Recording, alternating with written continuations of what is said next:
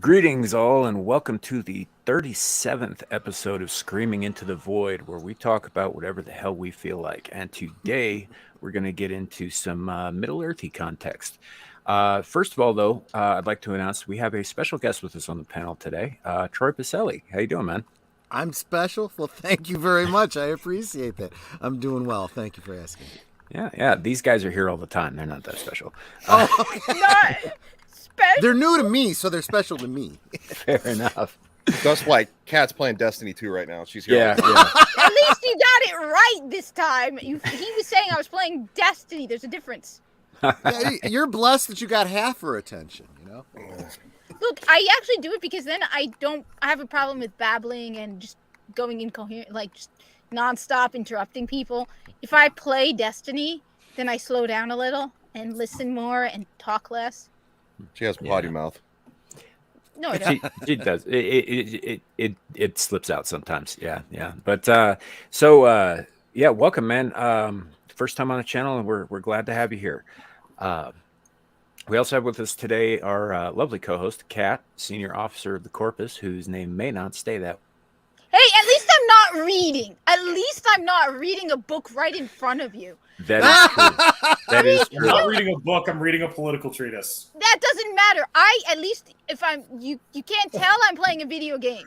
He's literally ignoring you and reading a book. Yeah, it's fine. He's young. Also, I can mute him at any time. So can you. Ooh, I have the power to mute Shadow? Yes. We also have with us, returning to the channel, Shadow of Hawk. Of the Hawk. I always forget the because it does not roll off the tongue easily, man. Why did you do it? Yeah, I feel like Shadow of Hawk would be better. Yeah, it is. And I did it for a bit, and then someone pointed out, jokingly, it's like Tony. They made like a Tony Hawk joke, and I didn't like that, so I corrected it. Okay, now we're going to be making a lot of Tony Hawk jokes for you. Yeah, yes, quite a bit. And then once again, our other less lovely than Kat co-host, Brian. And you know, not playing a video game or reading a book. Giving my full attention to the stream as we should. To the cat. All the time. Right. Let's say hello to the chat real quick before we get into topics. I'm not going to acknowledge this one at all. Dude, I was first. I don't know what you're talking about. Yeah. So, hi, Ozzy. Good to see you. Glad you're here. Logical Spock, I see you as well. Carrie, good to see you. Carrie's got the link if he feels like he needs to join. He is more than welcome. Netters Network, first time here. We appreciate having you. Thank you for joining us. Hello. She's a sweetie.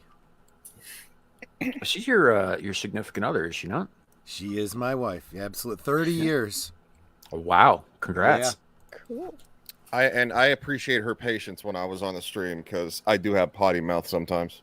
Yeah. Over a certain word. I felt bad about that. I really did. Buckle up because it's probably going to be said today. Oh, well, no. It was just, you know, out of deference to my wife, there's a certain phrase that she would prefer not be said on my channel. She knows if she goes to someone else's channel, hey, you know, you're going out in the world, you know. Yeah, and I can respect that. No, I did goof up a couple of times because it really threw me off because I'm either on channels because you're a blasphemer. I'm usually on channels either you can let it fly or there's channels where we're family friendly, so let's just not. So that middle ground. Middle ground where there's just one phrase. That it really messed with me, and I did feel bad because my mom's kind of the same way. She'll be like, you know, she won't care. And I try to be reasonable. I mean, I'm an adult. Like, every once in a while, I'm going to swear in front of my parents. Yeah. But that's the one word that my mom's like, Ryan David, and I'm like, I'm sorry. Yeah. So you totally get it. Yeah. So that's why I usually try to just not, because it's a hard place to be. It is. I find it's probably simpler if you feel like you're in that middle ground. Just treat it like it's family friendly. Yeah, that's kind of what I tried to do towards the end. It does get kind of funny a little bit because then my chat is the ones that are like, "Ooh, he said the thing." Uh-oh. Yeah. So hail JV, good to see you, buddy. UA, always awesome to have you. UA hangs out with me for hours when I'm doing gaming streams. Just hangs out. Wait, you've You been know? gaming? Well, I mean, he's British, so he's got like on that time. Yeah, span. because it's about 6 o'clock in the morning for him when I'm gaming here. So Yeah, you game at weird times, man. Because I know, he's Tyler Durden. no, In it between isn't. making soap, he's playing games. I'm not fucking Tyler Durden. No, I'm an insomniac. So when I can't sleep and I'm bored, I'm gonna game anyway. I might as well do it live. So I know. I'm actually more of a solo player.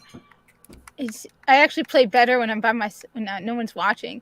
So if you think I Yeah. play good when you guys are watching me, think of it that I play a lot better when I'm not being watched. well, Don't you hate when you do something really, really cool, like an awesome maneuver or something, and you're like, nobody saw it. Yes, yes. But on the other hand, like I was once doing something with a group and I sucked, and then like 2 friends and I did it together, and he's like, "Damn, where was that?" You're like, I know that feeling. I was once doing it with the group, and this friend and I were doing it. Ah. I thought we were not going the vulgar route.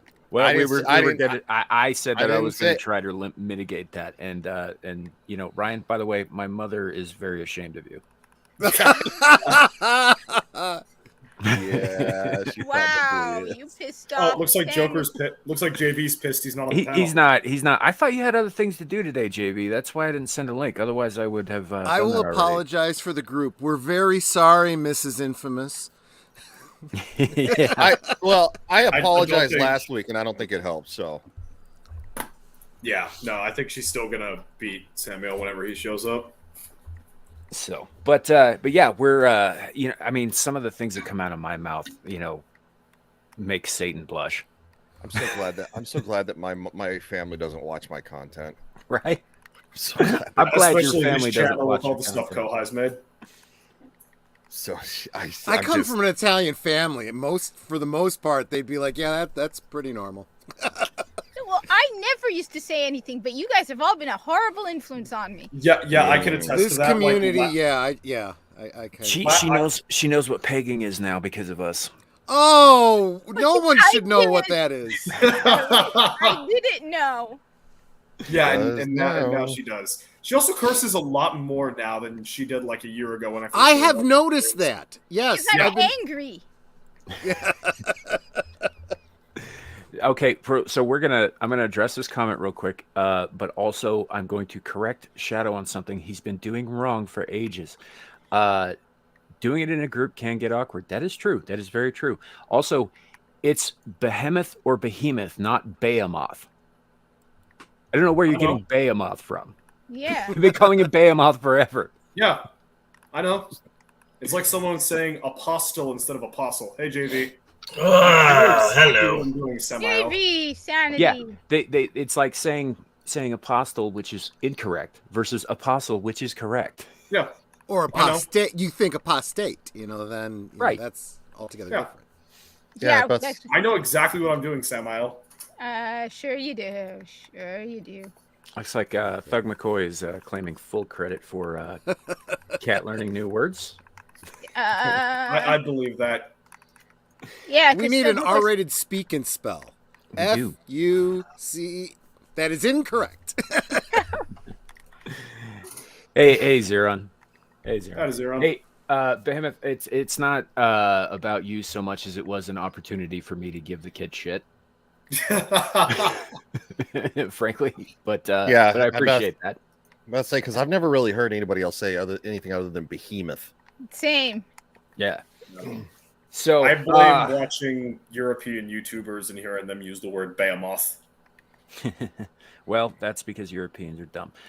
Welcome, Joker Voice. Oh, and now UA is not going to be spending a lot of time with you in those UA lines. He's not Now, European, he's 25. British. That's still technically European. Brexit. That's all I'm saying. I about Welcome, to say, Joker Voice. That's like saying They're Irish just is an British. island now. Them That's fighting not saying words. I'm not African. Egypt's in Africa. But you're American. Yeah, but what I That mean makes her is- African American. There you go. Yeah. She's our diversity and cultural shield. Yes. Yeah, And so sometimes whenever, we even have a black guy on the panel. yeah. Larry. Shout out to Larry and Me Joker too. Voice who just got here. So, Hello. hey, Hello, hey, new YouTube leader. If you ban or block or do anything wrong against this channel, that's Islamophobia. That's right. Yes. Yeah. I mean, I'll go with that. Sure. I mean, that's know, why I'm around. I'm not Makes me going to make feel- the obvious joke about her crashing a plane into their head offices or anything, but Because Wow. it's two, Samuel, two. I'm not gonna waste my time with just one. Yeah. Wait, wouldn't they also be homophobic because Ryan and JV are on as well? Well, you're one What to talk. I mean, I am not gay. I have relationships with women, sex with men. And I got news for you. That means you're gay. Oh my god. That never gets old. That never This- gets old. This from the kid who wants to join the Marines. Enjoy Oh. those nights. Enjoy those cold nights in the field, buddy. I was going to say, are you sure Oh, I that thought you were gonna make a the Navy semen wouldn't joke. be a better fit? The I thought you were gonna few, make a semen joke, honestly, Ryan. the few, the proud, the first to die. Well, trust me, you will be on a ship at some point. So Yeah, you're surrounded probably by going to get all the semen you No, can handle. I've made that joke. Surprised one of my dad's friends didn't knock my lights out for it. All right. I think we're all here. Also, maybe you should consider the Navy. And now we're going to get onto the topic.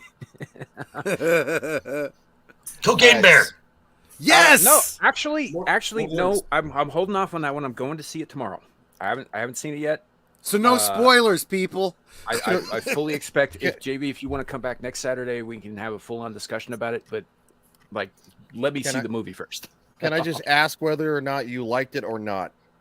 Out of 10, I give it a 5, and the 5 it gets a bump up to a 6 because it knocked Ant-Man. It knocked woke Antifa Man Commie Mania out of the box office top spot. There you go. Wait, Joker, but how could you? What about the part when Heroin Tiger showed up and they teamed up against Methamphetamine Lobster? It's not a thing. It's Shadow- not, it's not a thing. Shadow. Spoilers Shadow, for the sequels. Shadow. That's why you're in the corner. Just stay there. Yeah. So Technically, so are you, Joker Voice. I mean, No, because I'm in an actual corner. If you look at mine.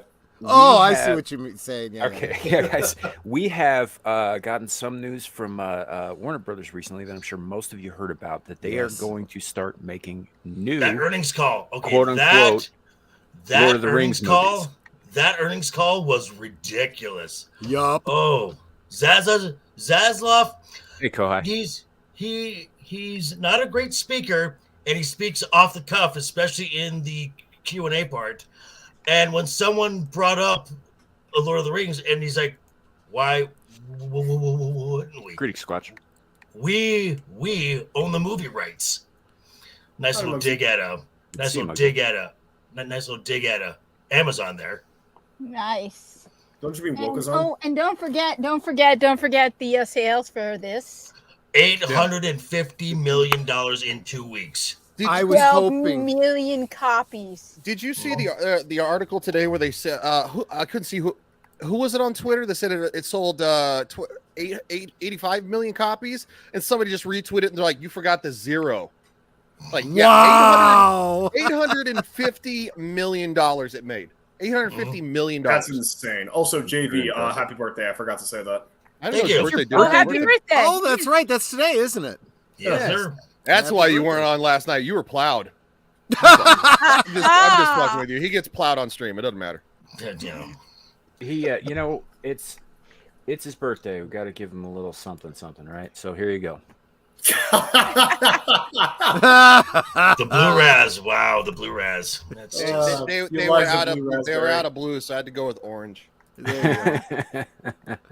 So, Kat, are you going to be streaming that at some Oh. point? I streamed it on the day of launch, but then the season is ending for Destiny 2, so I have Oh. to get to rank 100. But next week, Muggsykins, I don't know if she's in the chat, she actually gave me a copy for PC because she's like, the mods are going to be amazing.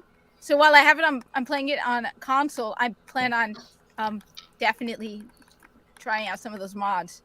Awesome. Yes, getting older, a whopping 52. Yep. Wow. Yep. You were. How's it feel to be over half a century old? Feels the same as the once I hit the half century. I ask because when I turned 25, my mother, who is about 24 and a half years older than I am, maybe a little bit more than that, asked me how it felt to be a quarter of a century old, and I looked at her and I said, I don't know. How does it feel to be half a century old? Well, I will say this. I got to I just for the heck of it showed my ID at the matinee. The matinee at the movie theater where I'm like right by my house is normally $8, and I got in for $5, so that was a good thing. Yeah.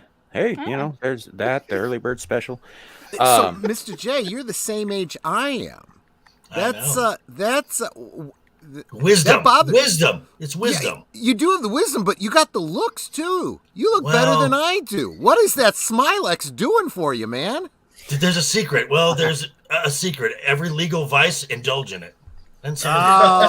I thought you didn't just indulge in the legal ones. I mean, well, there may be in my past may have been some illegal indulgences. Yeah, he's pickled, Cat. So. He's got that Keith Richards thing going on. Okay, well, I get it. I should be so. Yeah, lucky. Right. After a nuclear apocalypse, there will be cockroaches and Keith Richards. Absolutely. He's, someone told him, 20 years ago, do you know you're dead? Oh, I knew I wasn't feeling so good. Well, because I'm reminded of a small bit that the late great Robin Williams did when he was talking about Keith, and he said, he just doesn't get blood transfusions. For him, it's like a oil change. He just gets all the blood. Exactly. And then he said, so it's gonna be cockroaches and Keith Richards, and Keith would be like, I smoked your uncle. Fucking crazy. That's a pretty rock solid impression, man. Thank you. So the thing for me is not so much the earnings call itself, but the announcement that they are going to do quote unquote new Lord of the Rings movies. We already have Lord of the Rings movies, so this leads me to believe that at some point down the road they're going to remake the Peter Jackson films. No, I don't. No, I don't. Think I'm not saying in the next 10 years, but some point down the road they are going to. They remake everything, dude. Like 50, 60 years from now, probably. I don't think they will. I don't think they will, because the fact that they're bringing in Peter, and they have already started the pre-production process. So this might be something like a Aragon backstory, or the War of the Rohirrim, or you might actually go going into the second age, or going into the first age. No, you want to know how to really hit back at Amazon? What age are they're doing the first age? Second age. Second Smack dab in the middle of the second age, I think. Well, they're doing the notes of the second age. Yeah. But wouldn't it be could hilarious get from the first 3 books? Wouldn't it be hilarious if they did the exact same age and the exact same story as Amazon, only they did it lore specific? And they actually, they brought in Tom Shippey. So they'd be like, we did your story better. Given how the stories that Amazon did were almost entirely made up, they just used locations and names. That wouldn't be difficult to do. No, but the only thing that WB can't do, they cannot do a series. They do not own TV rights. They do not own TV rights. They own the film rights. Mm-hmm. Speaking of what people would like to see, personally, I would love to see something like the Fall of Arnor and like the Rise of Angmar, or like Joker said, like the Wars in the Rohirrim. Right. Or and maybe that leads into the Wayne Riders invading Rovanion. Right, and that leads like into my first question for the chat here, is that I want to hear from everybody what if they could pick a point from Tolkien's lore that hasn't been on screen, what would they like to see on screen? Well, let's go around. Start with Troy. Well, I'm probably going to be the outlier here because I am not real comfortable with anyone doing film adaptations anymore. I feel like we've already gotten what should have been done and it should be left alone. But since we know that's not going to happen, I'd be okay with some prequels, stuff that we know the story of and they can faithfully adapt. But specifically, I don't know. They're probably going to end up doing all of it at some point anyway. So, fair enough. Now, keep in mind that these now with the difference between say adapting Lord of the Rings and the DC side of stuff, the DC is going to be a sample platter because that may eventually get sold off to someone else. This will probably be the Lord of the Rings will probably be part of if you believe that within the next 10 years that the Warner Brothers will be bought out. This is something that will be adhered to, and because it's got a specific storyline and the whatnot. Right. So, Kat, what do you got? Honestly, while I don't trust them, I really want them just out of pure spite to see them do what they were doing in Rings of Power should have been like, just so people can be like, hey, this is what you were supposed to do, you idiots. This is how it's done right. So, like the Forging of the Rings and the Last Days of Numenor and that kind of thing. Yes, but done correctly. Those were hilariously many centuries apart, but they managed to cram them together. Yeah, but I want them to do it correctly. I want them to do it, that would be awesome. So maybe like one about the fall of Numenor, one about the Forging of the Rings, because they have to do movies. So the age difference wouldn't matter so much because then, they're making multiple movies. So it could be like, yeah, this takes place. You want to know what I can't say about the diversity, but think very bad language concerning the diversity because I don't care. Well, so what I think is really interesting about that is if they wanted to do a trilogy for the fall of Numenor, they could start in one of the Numenorian colonies out in the Harad. I believe Adenheim is the name of one of the cities down there. They could do a story there for one movie, then go somewhere else for another movie, and then end with Numenor collapsing in the third movie if they want diversity. Right. Nobody. So, and just for clarification, overlooking the fact that 9 times out of 10 adaptations today are extremely poorly done, if not just completely butchered. We're just kind of fantasizing here. Like, what would we like to see done if they could do it correctly? Ryan, go ahead. I was gonna say, I'd say I actually say the War of the Last Alliance because it's basically it starts the fall of Sauron. It takes place with losing of the One Ring and stuff like that, and it even shows the decline of of men and elves and stuff like that. And obviously, it kind of kicks off with Sauron waging war against Numenor, and that causes the fall of Numenor. If they do it right, which if Peter Jackson's involved, I think they have a chance of doing it right. Because he gives a shit. But the thing is, though, is that they would have to leave him the hell alone. It's like, leave him alone. Give him good people that he gets to be in charge of, and keep your politics out of it. Right. Keep your terrible opinions out of it too. Yeah. So yeah, and like I said, assuming that is all the case, that they keep all that shit out, that they just write the stories and they film the stories, and they don't, scrimp on the actual production. Also, it'd be a great finger towards Amazon, who's puddling around, in the second age with just trash.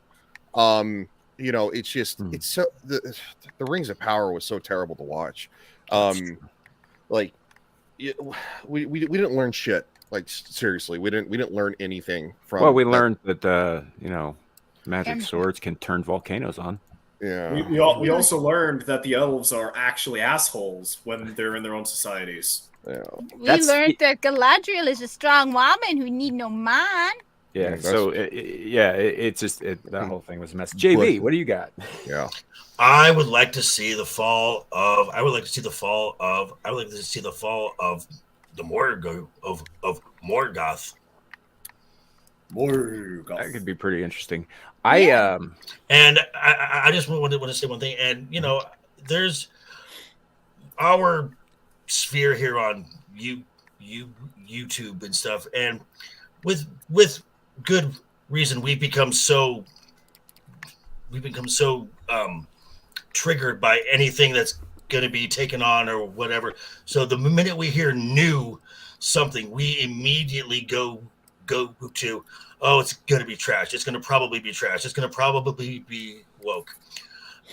Keep in mind, everything that if you listen to the quarterly earnings call, especially with Zaslav, if Zaslav thinks he could make billions of dollars selling woke, he would sell woke.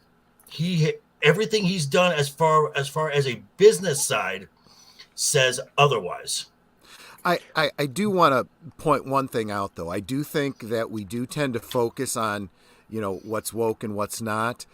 But I suspect that a lot of times when people are concerned about something being woke, they're not really concerned about it being woke. They're concerned about it just not being good.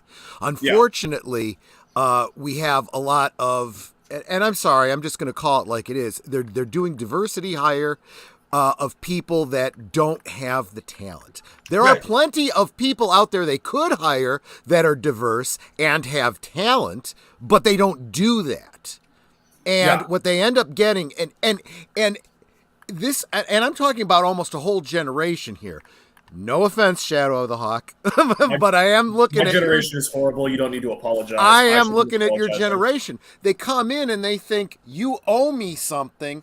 I am a writer with this degree, therefore you should like my work, but they're not willing to put in the effort. And when you're picking up someone else's IP, okay, whether you're coming into Star Wars or you're coming into Star Trek, Lord of the Rings, Harry Potter, whatever it is, you have to take the time and read all the books and all the commentaries. And if you're not willing to do that, you won't be on the same understanding of the lore as the fans that you're writing to. Writing, whether it's a book or a movie or a comic book or whatever it is a form of communication. And you have to be on the same wavelength as the person you're communicating to, and that is the audience. And yes, you're absolutely right. This audience is very picayune or meticulous or however you want to put it. But you need to know that going in. And if you screw up the lore, if you forget the history, whatever it is, you forget a character trait and gloss over it because you didn't know any better, you're going to get a hit from the fans and it's going to hurt. Yeah. And a good bit of evidence to support that, I'd argue, is two things that I actually really, really freaking love, which you could argue are woke based on the main characters, the messages, and all that stuff in them. Strange Magic, which was a Lucasfilms movie from 2015, and Carnival Row, which I think was from 2018, 2019, if I remember correctly. Oh, Carnival Row is so bad. I loved Carnival Row, actually. I know you did. Yeah, but you also like the Dragon Prince. No, I liked it when it was good. It's starting to go downhill. Look, I saw Carnival Row the first season anyway. Apparently, there's a second season out. I thought it was canceled because they haven't put a season out for 2 freaking years. But I did watch the first season, and yes, there's an argument to be made that it's woke as shit. However, it's not. Aside from the one race oppressing the other race, it's really not that in your face about a lot of that stuff. Yeah, it just wasn't interesting. It should have been interesting given the fucking subject. It was the world of fairies and the world of men at war with each other. One subjugated the other, and there was struggles for survival and for power, and it should have been really engaging, and it just couldn't do it. Right. Yeah. And I also, disagree. I was latched onto it completely, but I also guess it might be a generational gap because I love Pirates of the Caribbean, and from some opinions I've heard, a lot of older people don't. I So- like Pirates of the Caribbean. At least I like the first one. Yeah. I like the first three. I like all of them. I want the 6th and the final one. You like Titanic, dude. Oh God. What? Better than both Avatars. Yeah. Holy shit! This four. Oh, I know what and I'm then- watching tonight. Holy and then- fuck! I love this show. I just wanted to add to one more thing. We were talking the Lord of the Rings with the earnings call and everything. In previous earnings calls, and now this has been the sample, and we have seen it because this was strategic with the success of Hogwarts Legacy. Zaslav has said he wants to work with J.K. Rowling to continue the Harry Potter stories. Wait, he said that. Like that's quoted. Yes. Yes. Oh, Oh yeah. Multiple times. He said it last. He said week, I'm too. looking. He said I'm looking forward to working with J.K. Yep. That is a banner being unfurled. Holy. He said it before. I'm with JV on this. Like it sounds like Warner Brothers is going to be making some based takes now. But like keep in mind, too- J.K. Rowling, she's not based with a lot of her opinions, but she But- stood her ground on one big Right. issue. So. Keep But- in mind who the audience was again. Again, we're talking communication. He was talking to investors. Right. And Yeah. when you're talking to investors, here's what they hear. They don't hear, oh, she's problematic and blah, blah, blah, and this and that. They hear cha-ching. They hear, exactly. she is the rights holder. If you are Right. going to do something with this, you need her buy-in. So, And- Peter Jackson, yeah, so like J.K. Rowling. Joka said, cha-ching. And Well- and it's also basically it's also a pitch going, hey Universal,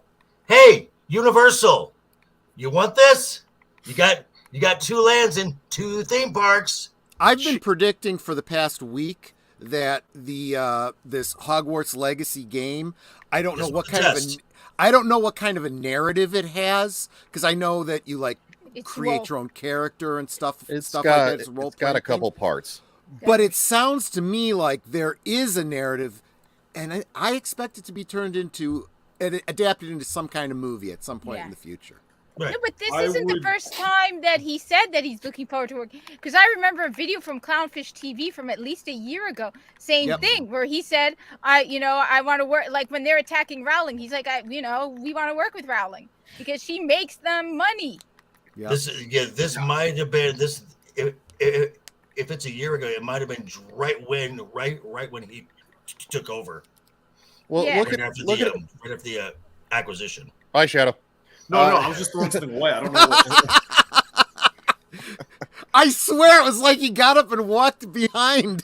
I was He's still throwing, like, learning how to stream a little bit sometimes. where I know, he no, I turned the did that. camera off. I was Yeah, no, fucking I with know him. you did because he didn't turn the camera off. And he grabbed my ass too.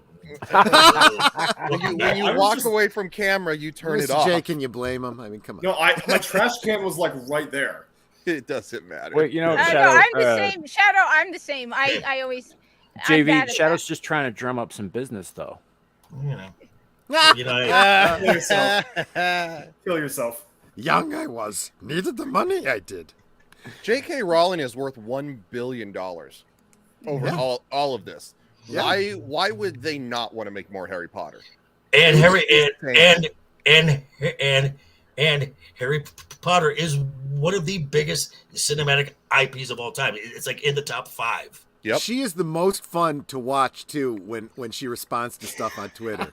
That's where she's based because Yeah. she just doesn't give a flying F. It's like, I got my money. I got more money coming in. Don't care what you say. Sticks and stones. Show She me the actually money. said that. She Boy, actually shut up. she actually did. said that. She was when somebody asked her, "How can you sleep at night?" and she says, "By cashing my My royalties, checks, yeah. Yeah. the royalty checks easily." Hell, Most of these people She probably got- didn't even heard what she said. no, well, hell, she's the one who got Mary Turfmas trending at during the holidays. Not making it up. Like, wait a minute, Mary That's true, Turfmas. she did. Well, Yeah. she's also fed up with it too. She's fed up with people making libelous claims against her, and the fact that she's like, you're either going to take this down and apologize for what you have said, or And they are. They you're are going to be hearing from my attorney. apologizing. She's got no fucks to give. Like she could put, it's like, how do you go up against somebody who has a net worth of in 2022 of $1 billion when you're just some dumbass on the internet? It's even better than that. Not only does she have the money to do it, that would be a fun weekend for her. So she is happy to do it. But the thing is, most of the people don't even know what she said. I was talking about this during my live stream because Ryan Cannell is one of the few people who will say when he discusses it, she didn't say anything wrong. I agree with her on this.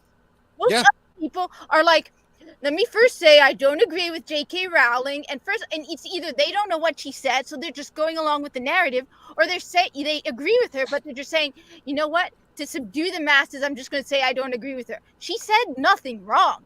All she said was that men who pretend to be women shouldn't be in women's abuse shelters. Because when you got someone who looks like Biden's former uranium specialist or whatever the fuck the title was walking in after someone's been abused by a dude, that's just that's like letting a fox into a fucking chicken coop. Right. It's gonna cause problems. And look, as the only woman, I can tell you this: I for the first time ever, I've been in the presence of someone, a trans woman, first time ever, and you instinctively feel man. You can't help it, no matter what, even if he has a chest. When I am with the one or two times that I've been around him, my instinct, without even just thinking, is to close up and just act like it's a guy. You can't help it. It's just instinct. Well, Kat, you're talking about millions of years of evolution versus a couple decades of social stupidity. That's what you're pitting here. And that's exactly what it is. It's social stupidity. This is nonsense. Like, look, if you want to call yourself a tree and you want to hold leaves and whatever and blow in the wind, like, dude, feel free. I mean, it's a free country. I think you're mentally ill. It's a generation of people that haven't had to worry about where their next meal is coming from. That's the problem. That's what it is. It's what is it? That's good times make soft men. That's what we've ended up with. We've ended up with a whole generation of soft people. Bad times. Yeah, Troy. The fact is, hold up, Shadow. The fact is that struggle is required for growth, and we're faced with a whole generation who have never struggled for anything. Yes. Anything. They don't know what it means to struggle. The thing is also, and I'm going to say this, they want reality. They want us to believe their fake reality. I mean, think about it. The thing is, no matter how much you demand I call you something, they know that we're lying. Every single one of them, I've heard, every YouTuber, they're like, they know you can say something to be polite. I'm being polite, but they know we're lying. Well, what is the one way for them to be acknowledged, to have their lie accepted? Being forced into women's only spaces. Because no matter how much I call you she, and I don't think you're a she, if I have to allow you in the women's bathroom, it's like it's not real. Like, I mean, when you expect ghost pronouns, or you dress up like a freak, which I'm sorry, that's what you are, or they're living in a fake world. Yeah. Well, it went from I just want to live my life and be left alone to you have to acknowledge me, or basically your life is going to be ruined. And it's like, okay, you went completely the opposite direction now because you feel like you're owed something. No different than this reparations garbage. The majority of Black Americans, and yes, I say Black because you weren't born in Africa. Unless you're born in Africa, like Elon Musk, you're not an African American, right? Or your parents immigrated immediately from Africa. Fun fact, Ryan, most of them say Black too. Yeah, I don't even equate that. If you were born in the United States, you are a Black American, and that is the way it is. I prefer being called an American. I think it depends. Like, if you are raised among a cultural perspective that's more closer to the culture that your parents came from in Africa, African American. If your parents are much more acclimated, then Black American. Nope. Just because, like, if someone came over and their parents, I think It's more real Irish, simple. they If would you be don't speak Irish American. If you don't You're- speak Afrikaans or Swahili or something like that, You're don't give me I agree that with you're أنا African. بكلم عربي بمعنى أنا إيه أنا بكلم عربي. Cat's African American. That's true. That's true. There are a lot. That's the very important point. There are a lot of languages and a lot of countries in Africa. A lot. Some like 47 countries And just they on that forget continent about alone. that. Yeah. And then, Well, like each country has like 6 different languages because there's so many different tribal groups within them. Well, I mean, depends on the area. On occasion, one of those tribal groups goes extinct because the others make them that way. Well, Kat, right? You were born in Egypt, correct? No, that's why I'm more. That's why I say usually Oh, okay. I'm American. Okay. I Sorry. use the African American thing as a joke. No, she's I a know. Jersey girl. No, No, I was born I in know New you do. York. But it's you're trying to make yourself more special than you are. But congratulations, you're no more of a special fucker than the rest of us. exactly. Yeah. Yeah. Like, Yeah.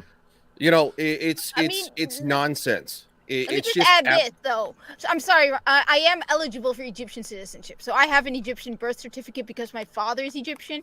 So I don't have it, but I couldn't get Egyptian citizen. So I can be an Egyptian citizen.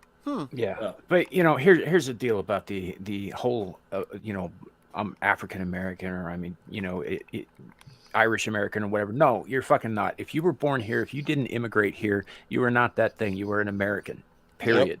The only time anything else should even come into it is a description when you're describing somebody to, like, say, the police when you got your purse snatched or some shit. Beyond that, no, that's an American man, not a black man. Totally. Yeah, that's fair. I would agree with that. But you said something about never having to struggle. That's the thing. I think that this upcoming generation, and I've seen it. I've seen it very, very clearly. What are they fighting? They're fighting the civil rights. They're fighting for women's rights. They're fighting for gay rights. And it's like, do you understand? I grew up through the generation that already fought and won those battles. Okay. Yeah, they're taking up their grandparents' banners. I used to do and quite literally, because I have been in the cosplay community doing the Victorian reenacting and steampunk and so forth and all this, and you have this group of fourth wave feminists that love to do the suffragette thing, and it's like, you do understand you're role playing a historic thing that's done and over with. Many generations of women have had the right to vote. You don't have to keep fighting for that. Yeah. Well, the patriarchy, no, What that's patriarchy? that's kind I'd of argue done we're in a too. patriarchy.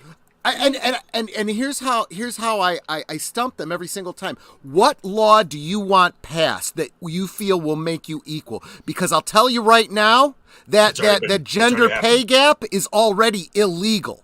So if you can demonstrate one instance where you got paid less because you were a woman, you have a wonderful lawsuit. But nobody can. No, Right. well, Equal Pay Act 1963 signed into law by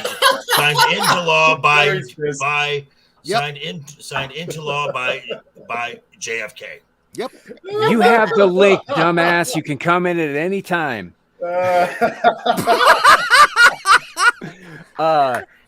So yeah, and I'll do you one better. Actually, since you mentioned the suffragettes, the suffragette movement's been around since like the 1700s at least, right?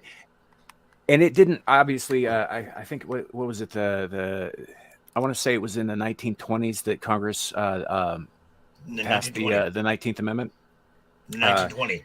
Yeah, in 1920. Okay, so 50 years before that, Wyoming allowed the first woman in the continental United States to vote. Right. Her name was Louisa Swain in 1870, which is why, by the way, Wyoming is known as the equality state. Most people forget that. oh, I didn't know that. Well, The other thing to keep in mind that everyone seems to forget about voting in the United States is that it is by state. So all this stuff you're hearing about, the feds wanting to do or not do something about, election laws. No, you do not want the federal government getting their hands into the individual states. If you have a problem with a state and you live in that state, do something about it. But we don't want that power at the federal level. No, well, I mean, look, the thing with like the Hogwarts Legacy thing that really gets to me is they don't shut up about how, oh my God, it's hate speech. Oh my God, the hate. Oh my God, the Holy violence shit, is. Ryan. What? What? CP time. I don't get it. I'm I'm sure not going you to don't. explain it to you. I'm sure. scared. I'm sure you don't, because you don't have a black friend. My roommate's black. I just have never heard that term. I wouldn't. I colored wouldn't. people. Colored yeah. people time. That's what it means. Colored people. On that colored people time. Okay, I've heard Which that. is- Oh, that's a generational thing. That's It is. you know. No, if you're I've not heard old that enough from my yeah. grandma. Right, but Larry's old enough to understand that. Yeah, Oh, okay, don't make that joke to your roommate if you guys aren't good friends. I won't. No, because I was late. He's very fucking chill. Puts up with a ton of shit that a bunch of 15-year-olds in our D&D server. I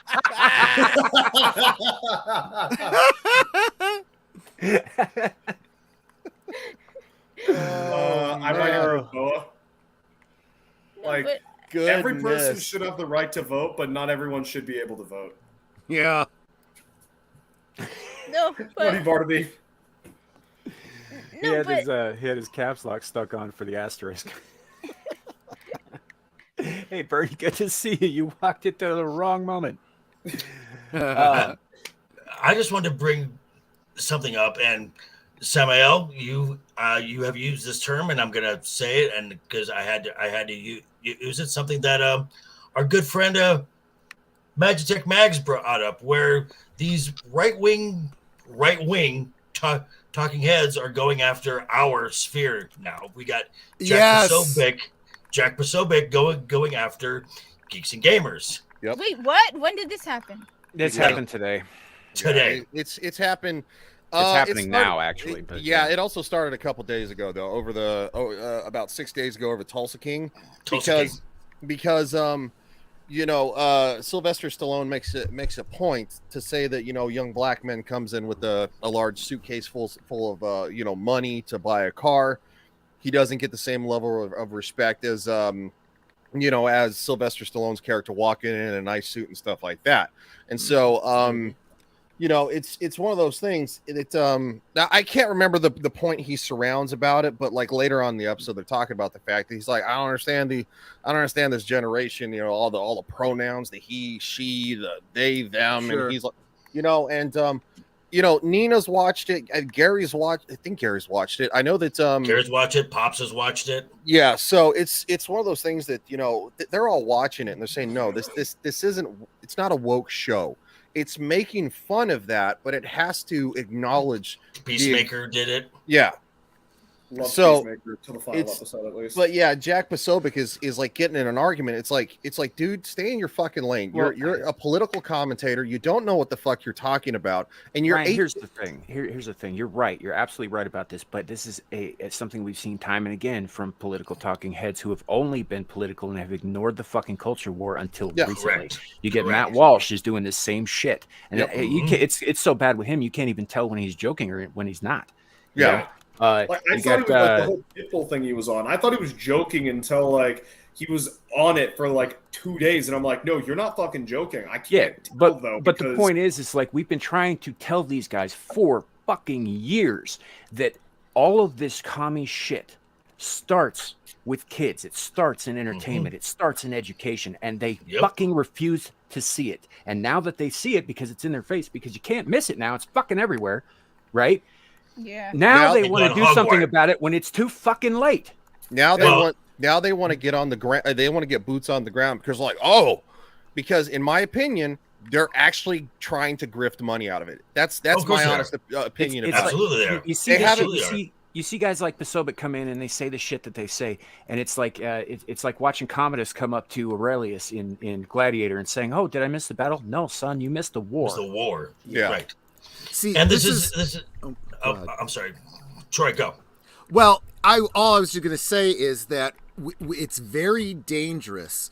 It's so easy to fall into the trap of this group good, that group bad. And if you tend to be more on the right of things, you tend to think, well, all the people on the right are right. And if you are truly intellectually honest, you go, no, some of the people on the right are dumb fucks.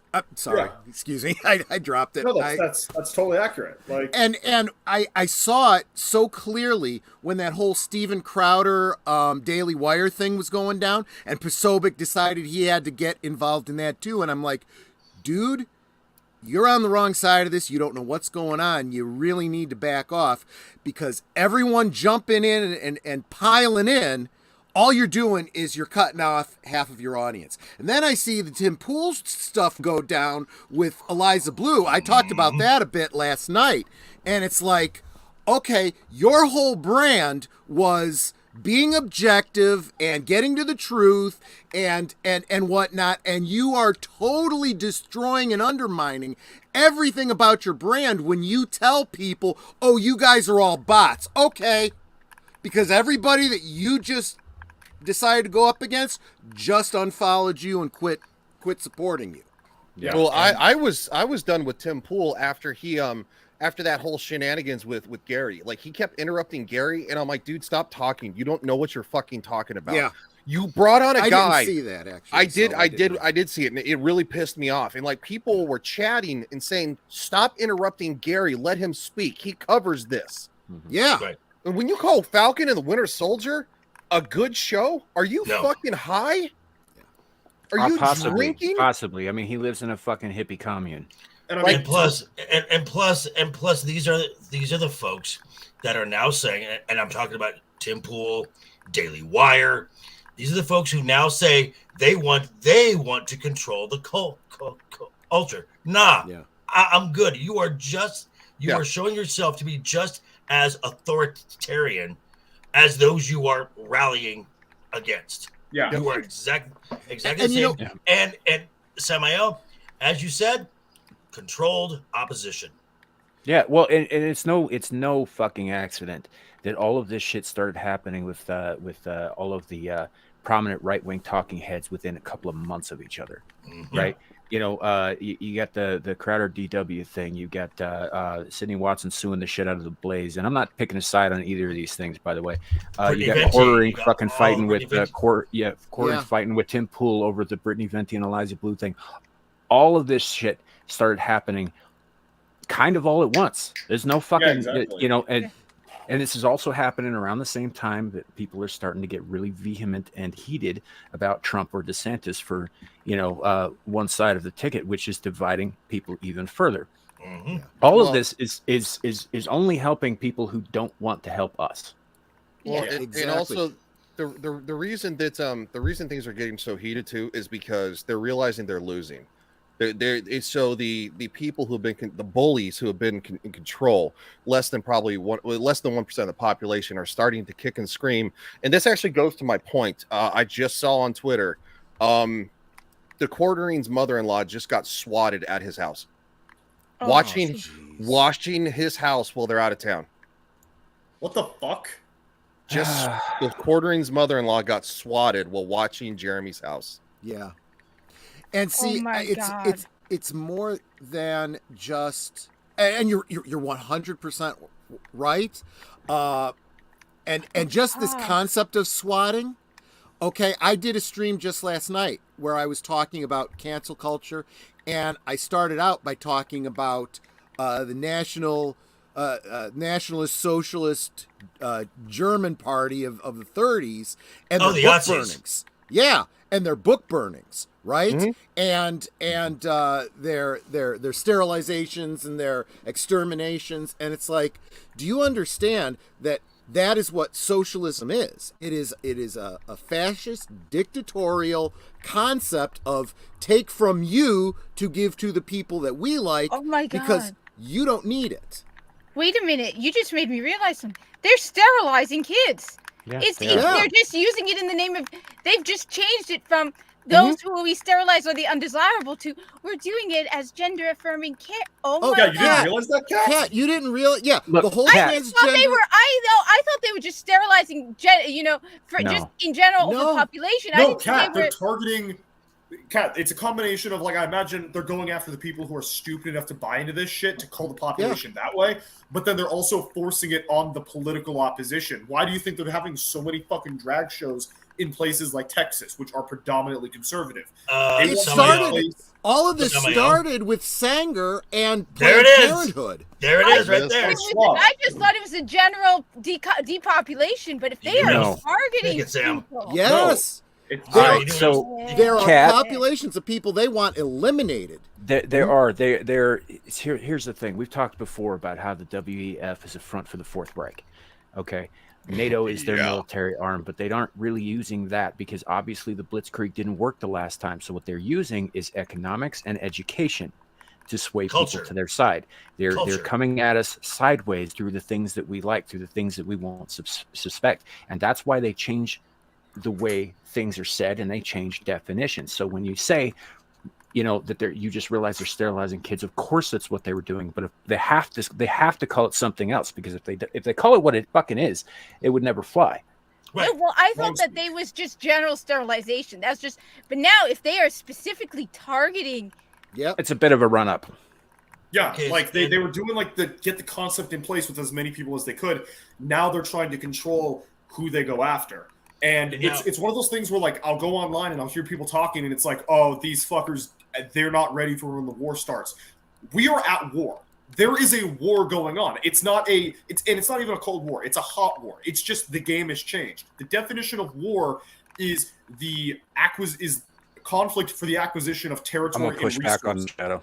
I believe that you're correct that we are in a war. We have been for about 5 years. No, it's still a cold war. When it goes hot, there will be blood and it will run through the streets. You have no idea how bad this is going to get.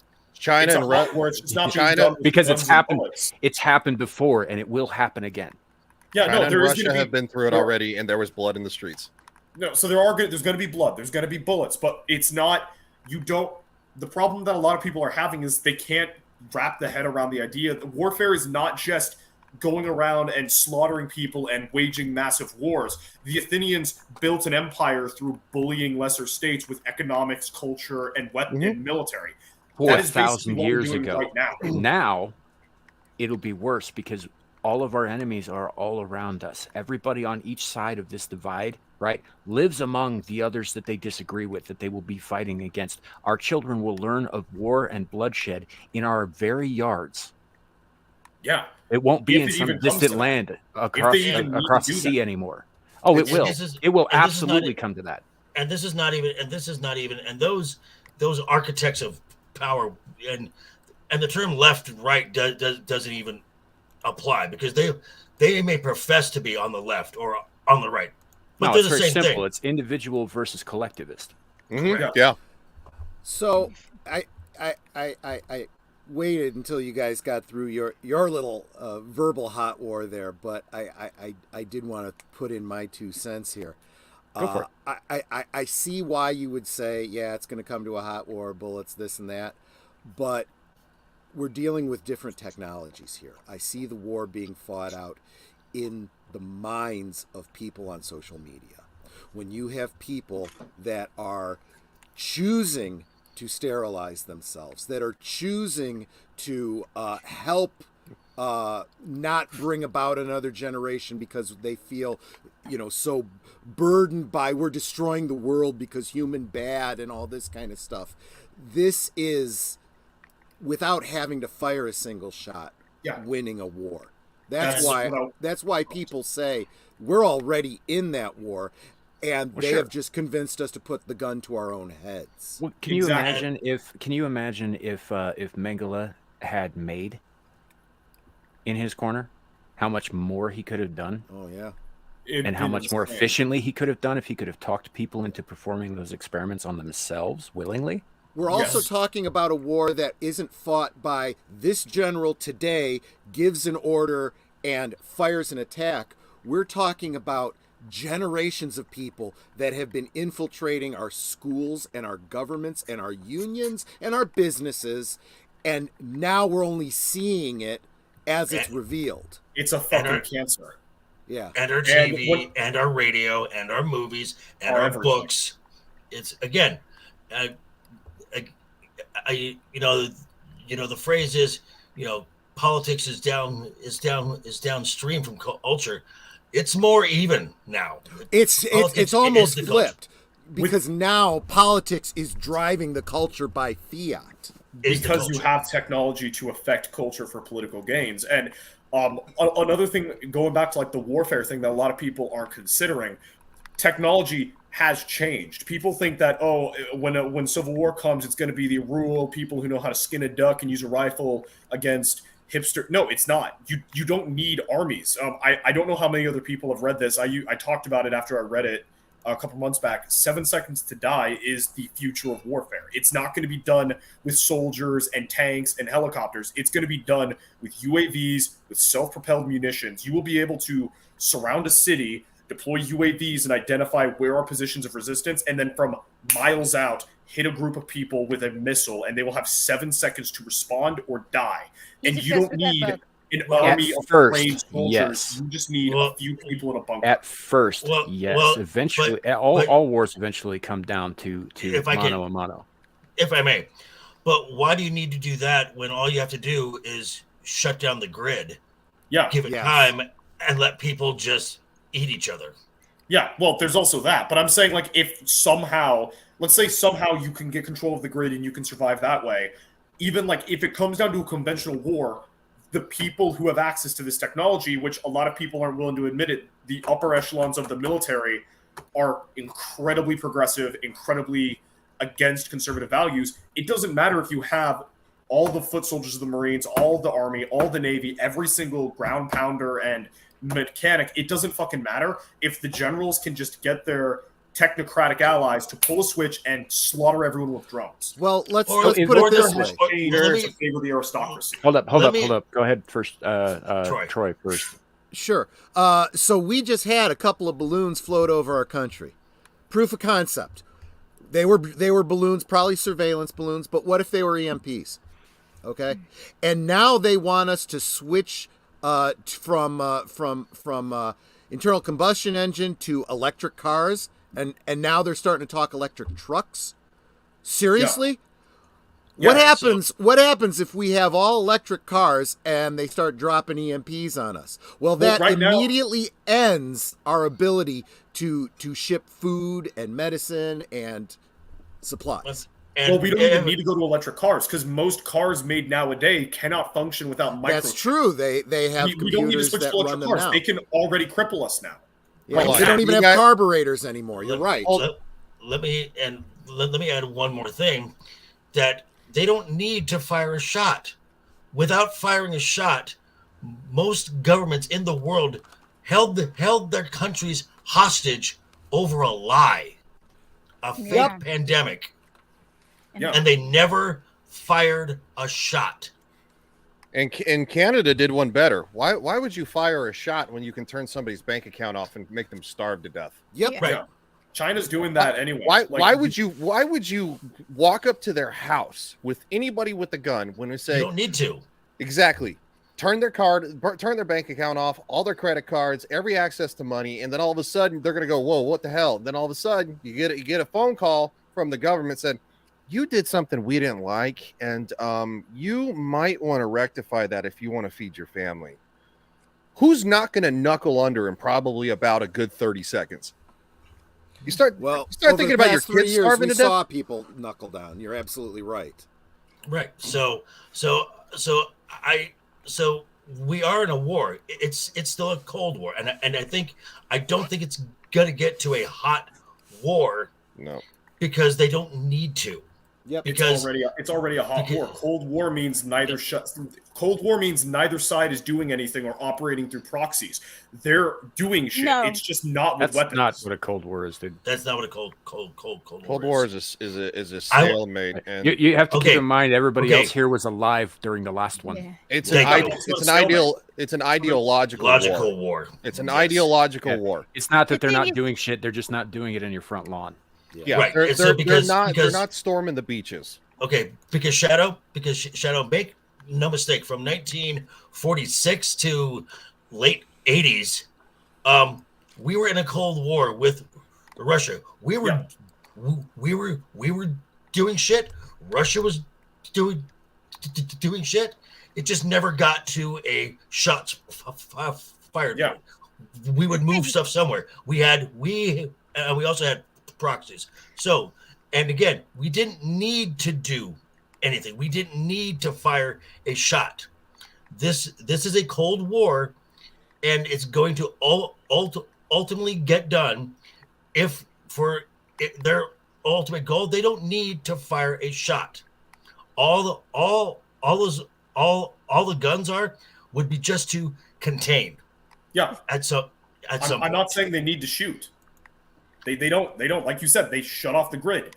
They shut off people's credit cards. Or if they do need to, they don't need soldiers. Again, here's the thing, Chef. Muggsy makes a point. Even after you bomb something, even with drones, you still have to send troops in to secure the area. You still have to be able to maintain hold over that area. And they're not going to kill everybody in that area. So yes, it eventually will come to, fighting in the streets. Yes. I think the reason, though, I think there might be the possibility of fighting eventually breaking out is there's a limit to how far people are going to accept. Not all people. A lot of the lefties don't mind mutilating and torturing their kids, but there are people who will fight for their kids. And the moment they start coming for people's kids in force, if you don't trans your kid, if you don't, then you're going to see people stepping up and fighting. And the majority of the people do not agree with what is going on. But they're not going to go that fast, Kat. They're going to do it slow. And if you do try to resist the slow incremental, like JV said, they're just going to shut it off. They're going to shut off your power, shut off your food. It doesn't matter. There's a limit. Yeah, they will. If the choice is between mutilating your child and feeding your child, parents are still going to be like, I'm not going to do that. So What's happening to the Uyghurs right now? You would think getting grabbed and thrown into a camp would be enough for a full-scale revolution. No revolution. Everyone is just first of all, the Uyghurs are an extreme minority in China and always have been. You're talking about what we're talking about are the 300 and almost 50 million people in America. Yes, some of them will side with that shit. Some of them won't. The majority trust won't. me. The U.S. military, like with all their fancy technology and stuff, they simply don't have the manpower to contain an entire country in revolt. They just don't. Right. It does not exist. And so they don't. So they don't need to, because all they would need to do, shut off a town, just monitor that town for a brief time, and watch people eat each other. Because that will happen. Muggsy makes another point here, and people are very much like this, particularly, and I can't speak for Romanians, but for Americans. Fighting is in our blood. It's in our DNA. It's in every fiber of our being. Obviously, these days we're wasting it on fucking Twitter, but it's there. And if you kick even a Cocker Spaniel, if you kick a Cocker Spaniel enough fucking times, eventually it's going to bite your nuts off. Yeah. Yep. No matter how much smaller and weaker than you it is, it will teach you a lesson about pushing and pushing and pushing. And there's nothing people value more than their kids. And I'm telling you, and you're saying they're not going slow anymore. They are literally the kid stuff, not just the transing the kids. It's the maps. It's moving so fast that there are people who will fight for their kids. Hell, I'll fight for kids, and I don't even have kids, but I'll fight to protect kids. So a lot of people they're completely. There's a limit to how much people are willing to take.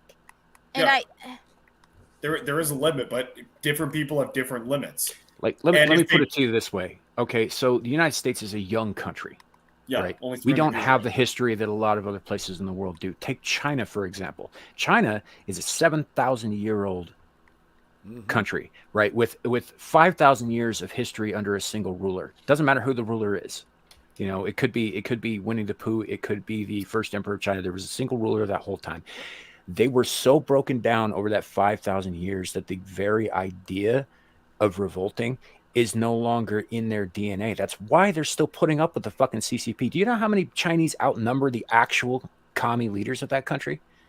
I mean, it's almost astronomical, the difference there. The reason that you had protests in Hong Kong was because they got a taste of relative freedom for living 100 years under British rule. Yep. And then when the yoke of the Chinese came back, now there was nothing they could do about that because the lease was for 100 years. And at the end of that time, UK had to give it back. What is it about the UK that inspires people to revolt against them? Well, it's That's a rhetorical question. one might almost say that it's a good thing.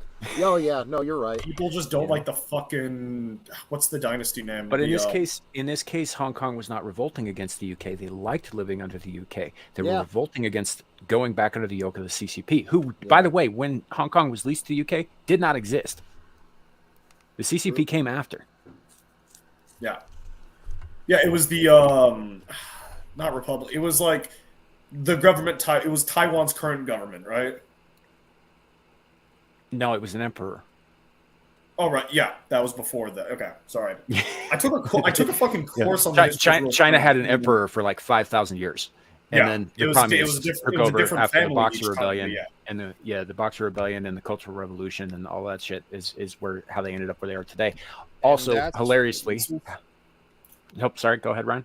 I was just gonna say, and that's what we're dealing with now: a cultural revolution. Yes, unfortunately, it eventually gets bloody, as you can see, riot in the streets, people being mugged and beaten to death. It's just the way it is, and that's very unfortunate, because when you have your neighbors turning on each other, it's easier to control people. When you have people like, you needed to put a mask on because I want to protect my family, and you're like, I'm not putting that damn thing on my face.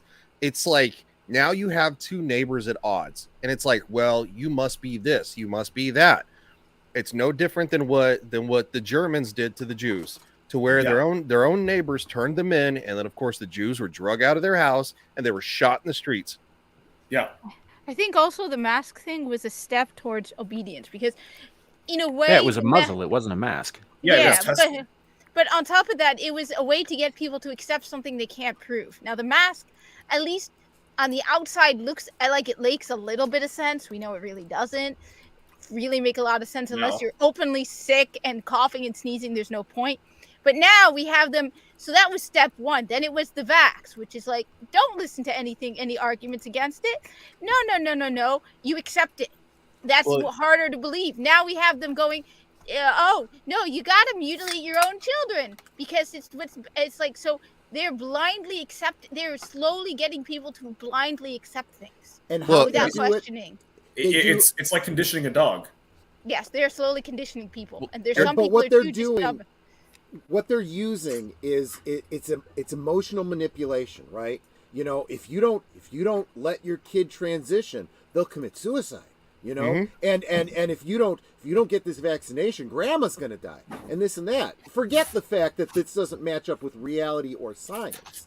But when they got to this whole thing about, well, you need to wear a mask to protect all the other, people out there that can't get vaccinated, they got immune problems, whatever. I said, hold up a second.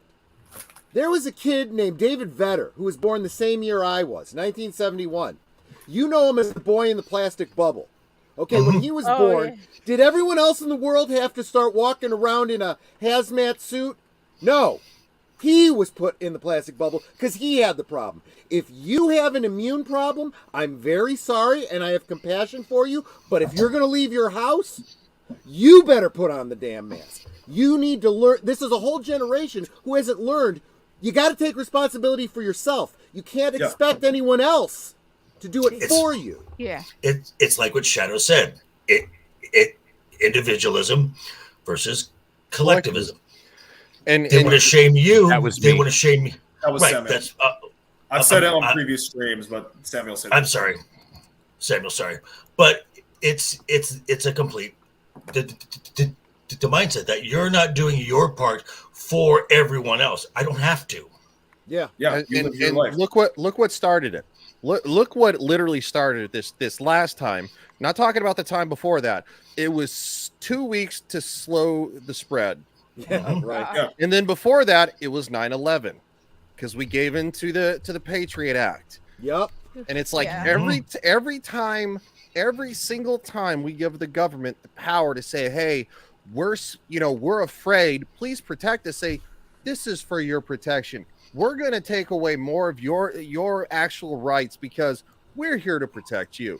No, they're not. I just realized that is why I'm. Go ahead. And this is, and not to, just to make a little, not not to pick sides or anything, but Patriot Act and 2 weeks to slow the spread was under Republicans. That has nothing. But these are the same guys. Republican, Democrat, tomato at this point. But something else that just clicked. I'm just saying. Call them what they are. They're globalists. Yeah, right. They're globalists. I just Fauci's a globalist. Like, so I no, you can't. Let's not forget the No Child Left Behind Act, which also fucked future generations. Look at the AIDS epidemic. Yep, they said that you could get No Child Left Behind. Fucking. They said that you could get AIDS from a kitchen counter. Gee whiz, where the fuck did I hear that before? That is why so many people in the gay community, when they saw that Fauci was the one that was in charge of this this whole pandemic thing, was like, hello, does anyone remember AIDS? Yeah. This was the same guy. Yeah. Well, so something I just thought about that you guys brought that up. The New Deal. I think it was the New Deal. Like, what happened then? The states lost power and the federal government gained more power. And to a lesser extent, though, I do kind of agree with some of it. Captains of industry, when the country was basically run by corporations, the government stripped the power away from the private citizen and gave themselves power to moderate things like the food industry. Segueing into food, half the shit in here is poison. Yep. Half the shit in here makes you fat, lethargic, docile, easy to control, and it is fucking addicting. I have tried insect extract on there yet? fucking hard not to eat this shit, and every couple of weeks I buy it back. It's addictive, yeah. Yep. And that's the problem with all of that shit, and with the various acts that have weakened our structure as a society. This is why I'm in favor of being an isolationist. First of all, cut off the rest of the world. We have everything we need in this country, in the lower 48, to sustain ourselves nearly indefinitely. And to progress further technologically. Okay, I'll get to you in just a second, JB. You can put your hand down. What we also need to build a wall around Washington, D.C. and excise it like the cancer it fucking is. Let the states rule themselves. Mm-hmm. So. Yeah, the only problem is that Washington is probably my state is New Jersey. We have a law coming into effect to protect kids. It's not going to pass, even though I can tell you 90% of New Jerseyans would not agree to what's being done. You want to know it's because Democrats are only going to vote one way, regardless of whether it's what the New Jerseyans want or not. You might finally start voting a little different when they have to depend on themselves to survive. True. Yeah, but like, Kat, and what are people are still doing fuck all about it. Mm-hmm. People are, the economy's kind of shit, but it's basically been for most Americans having to ration a little bit more, but they still live fairly comfortably, still glued to their TVs, still glued to their screens. Life is shit, but I can find escapism. Most people aren't actually going to take a stand until they're getting dragged out of the fucking house by the brown shirts. JB, go ahead. Okay. Sorry. Oh, sorry, JB. He's been waiting. Sorry, I didn't know he had been waiting. Samuel, you mentioned this, and you mentioned a very specific program: No Child Left Behind. Mm-hmm. I'm also, amongst my other many jobs I've had over my lifetime, I was a former teacher as well. I saw the direct results of this. I was a long-term substitute for a 6th grade class. I knew every one of these students was going to go to 7th grade. I knew that going into this. The only way a child was going to be held back is if their mom and dad said so. And even that was going to be a fight. I had students in 6th grade that could not read at a kindergarten level. Mm-hmm. Oh my God. This is by design, because if people are stupid, they can be controlled. Well, it's not just stupid, man. No Child Left Behind took competition out of the equation, and competition breeds excellence, and it breeds the drive to succeed.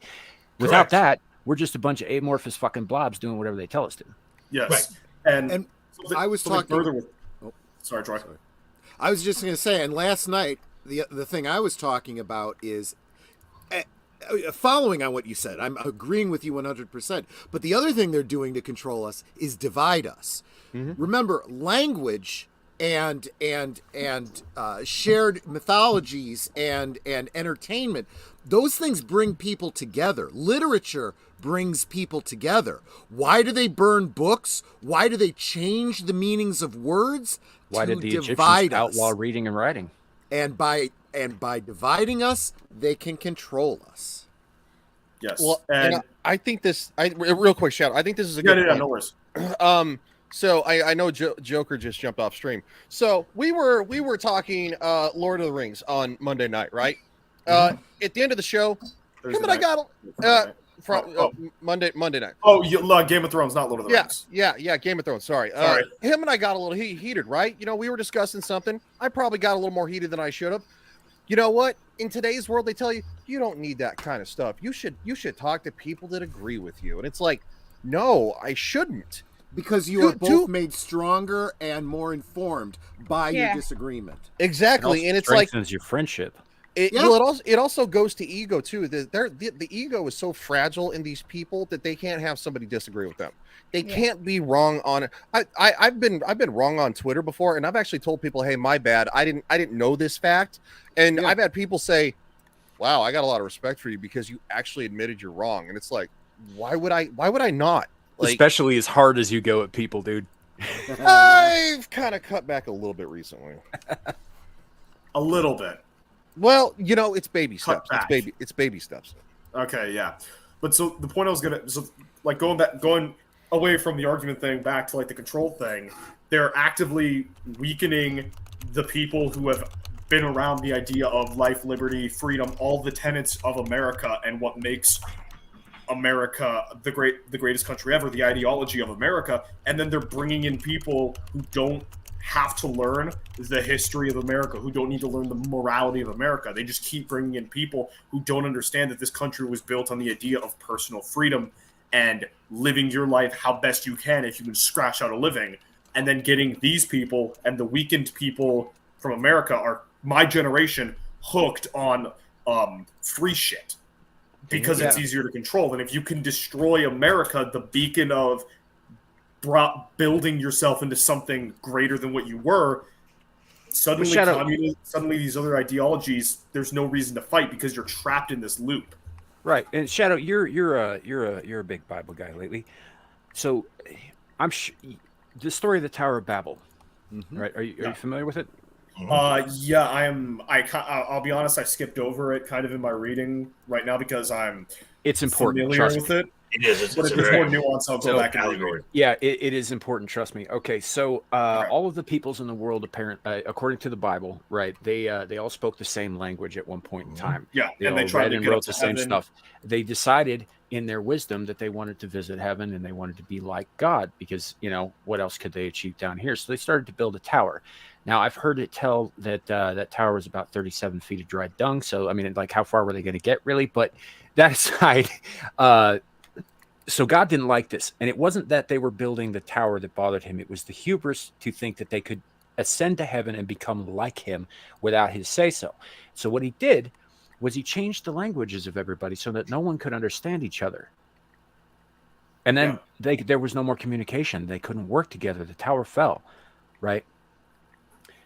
Yeah, I know that part. America, as the idea that it was, as the great experiment that it was, and I'm sure you've heard the term the melting pot that it was to be the opposite of the Tower of Babel. It was to be disparate peoples from disparate backgrounds coming together to create a great thing. Yep. Yeah. And it's being here ruined. Well, I'm not against people coming. We got comfortable, we got complacent, and we allowed the termites to start eating at the woodwork. And now, of course, our Tower of Babel is falling. Yeah, instead of people coming adding to the pot, now everyone is just taking from the pot and not putting anything in. That's a great way of putting it. The bigger problem, though, is actually not the people coming here for a better life, because the majority of them don't want free shit. Now, yeah, they want to get into the country in a fast and easy way. It's the idiots that we've raised inside the walls. Like they're the ones that don't understand the outside world. They don't understand how the outside world is worse off than this country.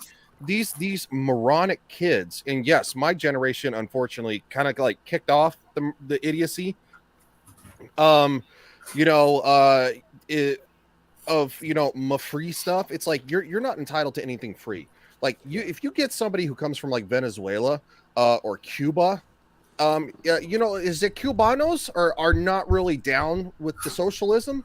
Because that's why they came here, to get away from Yeah. it. So that's why Miami is really starting to become a hotbed place, because it was real super blue for a long time, and then of course these last couple elections, Miami has started to shift and be like, hold up, dude, like we're not really feeling the hotness of this whole fucking socialism crap. We've lived through it. Well, yeah, that's, and turning to it's the same example, but turning to the world of sports, when Colin Kaepernick had a press conference in Miami, and he showed up wearing a Che Guevara shirt. It didn't go well. Mm-hmm. Also, can I say people who wear Che Guevara shirts are the absolute epitome of the anti-capitalist? You paid for a shirt. No, yes, but they're also really stupid because they don't know who the man they're wearing is. He was anti-gay. Yeah, like they think, dude, this is from like Rage Against the Machine, man. No, it's Raging for the machine. Raging for the machine. Go ahead, Trey. It's the irony of supporting a socialist through the capitalism of buying a t-shirt. You're absolutely right. But what that demonstrates is the ignorance. They don't know who he is. They don't know his history. They don't know what he stands for. And they believe myths about socialism. so Mugsy's dead on with that. No, he fucking hated gays. Because he fucking genocided them. That should be like wearing a Hitler shirt. Well, it's the same principle as these guys going around wearing, holding signs that say "Queers for Palestine" or "Queers against Islamophobia." It's like, why don't you go over to Saudi Arabia and see how that works out for you? Yeah, or even better, go to Iran. That's gonna go super well. Yeah. Right, because they might not toss you off a roof; they just might force you to transition. Yeah, or go to like Europe and argue for like 9th month abortions. Because what I find really funny is people like point to Europe as examples of like these left-wing policies being good. Europeans look at American abortion policy and go, "That's fucking crazy." Like we are more progressive than Europe on something. How the fuck did that happen, Kat? What did you do? I think that Europeans. What are you talking about? I'm Arab. Europeans look at our abortion policy in a more educated light. Like not everything they do is, but I think that they understand who Margaret Sanger was and what Planned Parenthood actually fucking accomplished. Yes. Yeah. It's eugenics. Well, it's called eugenics, right? And it was used on the black people. What's the number up to now? It's like 52 million. 62 black babies. 62 I remember seeing this like really funny like gotcha short on YouTube where like this dude's got like a kind of like the Steven Crowder Change My Mind thing, and this woman comes up and is like praising abortion, and he goes, "Do you know the predominant users of abortion?" And she goes, "Women." No, it's actually black women. So if you're for abortion, you're against black life because a disproportionate number of black children are killed by abortion. Exactly. Right, but there's a disproportionate number of Planned Parenthood clinics in black neighborhoods too. In urban centers, yes. It's all in urban centers. You do not see a Planned Parenthood in the burbs. There's one within 100 miles of where I live. I've never seen one in my area. But we're pretty freaking right wing out here. You want to? I'm in New Jersey. We don't have one in my area. So here's a great question. Who on the panel knows who actually started the whole entire idea of eugenics that Hitler took and perfected? America. I don't know the exact guy. Yeah, it was an American ideology that got exported to Japan, Germany, and more recently China. It's called the Tuskegee experiments. Mm-hmm. Oh, that's where it came from? It was to make black males infertile. Yep. Fuck. Hitler said he actually credited the United States in saying, "You took an idea that I like, and I'm going to make it better." Yeah, that's what the Japanese did. They just didn't have the industrialization that the Germans did, and the Chinese are currently doing it with suture. And now they're even like rural Han Chinese are not even seen as the right race because they have poor breeding by their standards. as well as poor medical technology resulting in like bad dentistry and other factors. Like China is absolutely horrifically fucked if you take a look at an inkling of their modern culture. Which by the way, hey Kevin, how your knees doing? You still sucking that dick there? Okay. I was like, where are you going with this? Why are you calling me your roommate? So, no, my roommate's name is Seth, but Kevin has, and you know, now that he wants to be the number 2 guy at Disney, he wants Alan Bergman's job. Pay no attention to those 4 government camps. Wait, right next to Hong Kong Disneyland. Oh, yeah. Okay, next to Hong Kong. I thought you were like, there's a lot more than 4 of those fucking camps in China. The Penny's Bank isolation camps, which all of a sudden, speaking of Kevin Feige, they got a new chairman of the board who's the executive chair of Nike, and the ban for Marvel films gets lifted in China. That's weird. Oh, that's weird. Yeah, it's almost like a coincidence. Real quick, Primal One, no, the Tuskegee Airmen were named after the same region that the Tuskegee experiments happened in, but that was like 100 years between the two. Yeah, wasn't the Tuskegee experiment predominantly like prisoners who already had sexually transmitted diseases? Yeah, whereas the Tuskegee Airmen, I believe, were, was that World War I or II? I don't remember. Joe Biden. World War II, because you didn't really have Joe Biden made airplanes that in same World War I. mistake. You had, You're like, right. one guy in a scout plane. Although I will say that we have a because long they're in history biplanes. of using our military for experimentation. So that's that too. and Yay, this was, me! This was also going into comics. This was the first black character to don a costume of Captain America. Was Ezekiel Bradley, who was being experimented on in the Tuskegee experiments. Yeah. Oh no, my apologies. That's his story. Shadow, you're right. It was World War II. There were black. I think they had them flying out of date airplanes though, because they weren't going to spend the money for the good airplanes for the Negroes. I think that's what's confused me because. Well, so I thought it was World War II. I don't remember. It was. World War I didn't really have a lot of aerial shit. World War II is when you really had the no. There was air fighting the Red in World Baron. War I. There were biplanes in right, World War I. but it wasn't like to the same extent as World War II. Is what I'm saying. Yeah, there were also biplanes in World War II. Sorry, so the main difference you got to keep in mind between Tuskegee experiments and Tuskegee Airmen is that the men who were involved in the Tuskegee experiments were either monsters or victims, and the men who were the Tuskegee Airmen were fucking heroes. Yeah, the Tuskegee experiment was predominantly prisoners, right? Lucasfilm actually made a film about them called Red Tails. Yeah, it's good too. Yeah, it's a good movie. So a little bit of trivia because I'm kind of a toy enthusiast. I'd say it was about 15, maybe 20 years ago. They had a commemorative Tuskegee Airmen G.I. Joe that they put out. And they had the Airmen, and they also had, and of course this was lauded as the big, Black History, promotion or whatever. They also put out the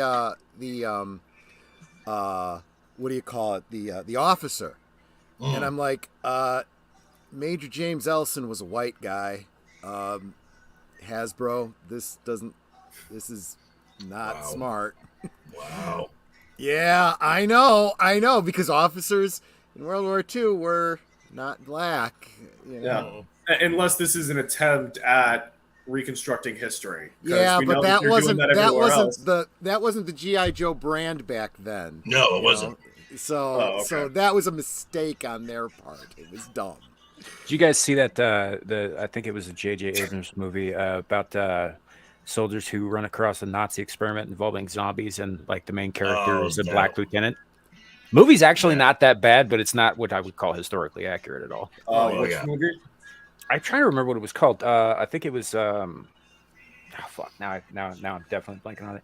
It's J.J. Abrams movie, World War II. You mean to say that movies and TV shows are trying to rewrite history. No. Yeah, and see, and this was Of course something they are. else I was getting at yesterday. When you know, as Santayana said, you know, those who do not learn history are doomed to repeat it. And when you are using the excuse of, you know, people's sensibilities and this and that, and modern audiences and blah, blah, blah, blah, blah, and you just gloss over the things of the past, and you start saying, well, look, Rome was diverse. There were black people in Rome, and oh yeah, Queen Elizabeth, she was black because we decided to cast a black woman, and oh yeah, And Hamilton. Berlin. And Berlin. And Berlin. And Berlin. Or like that shit in Vikings Valhalla with the Black Jarl, Yeah. because it's So- not historically 100% accurate. It's possible you could have had a black. And well, if you actually look into it, the Vikings were actually kind of racist.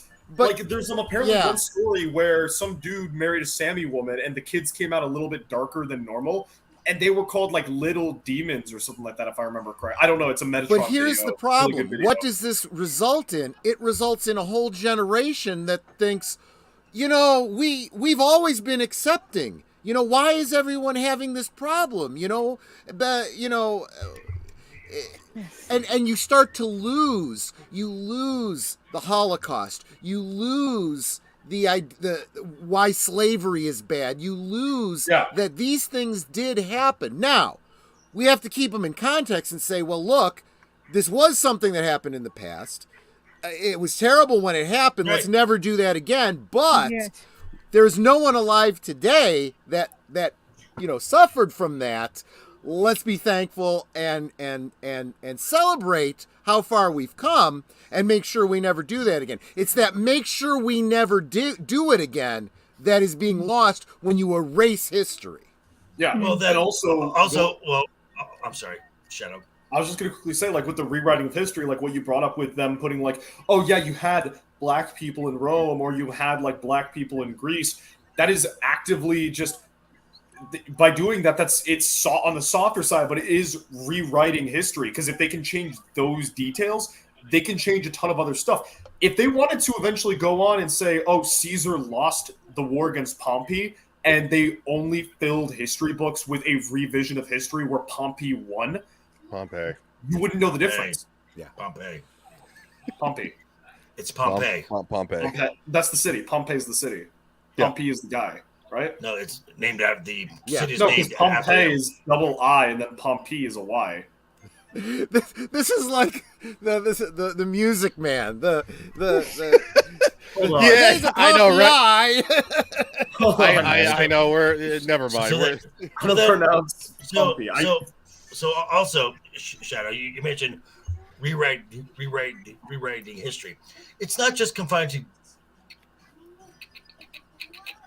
governments. It goes to religion too. Yeah. The Mormons used to not allow black skinned people to be part of their church because their old doctrine was.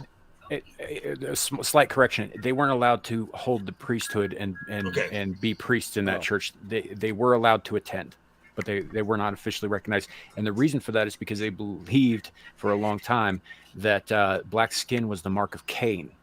Right. Oh, jeez. Whoa! That Right. Cain is Whoa! that Cain was cursed with a dark skin when he was cast out by God. Fuck that noise. No, Kane's actually no. Kane's not awesome. I'm thinking of. And then they also Cain is a dick.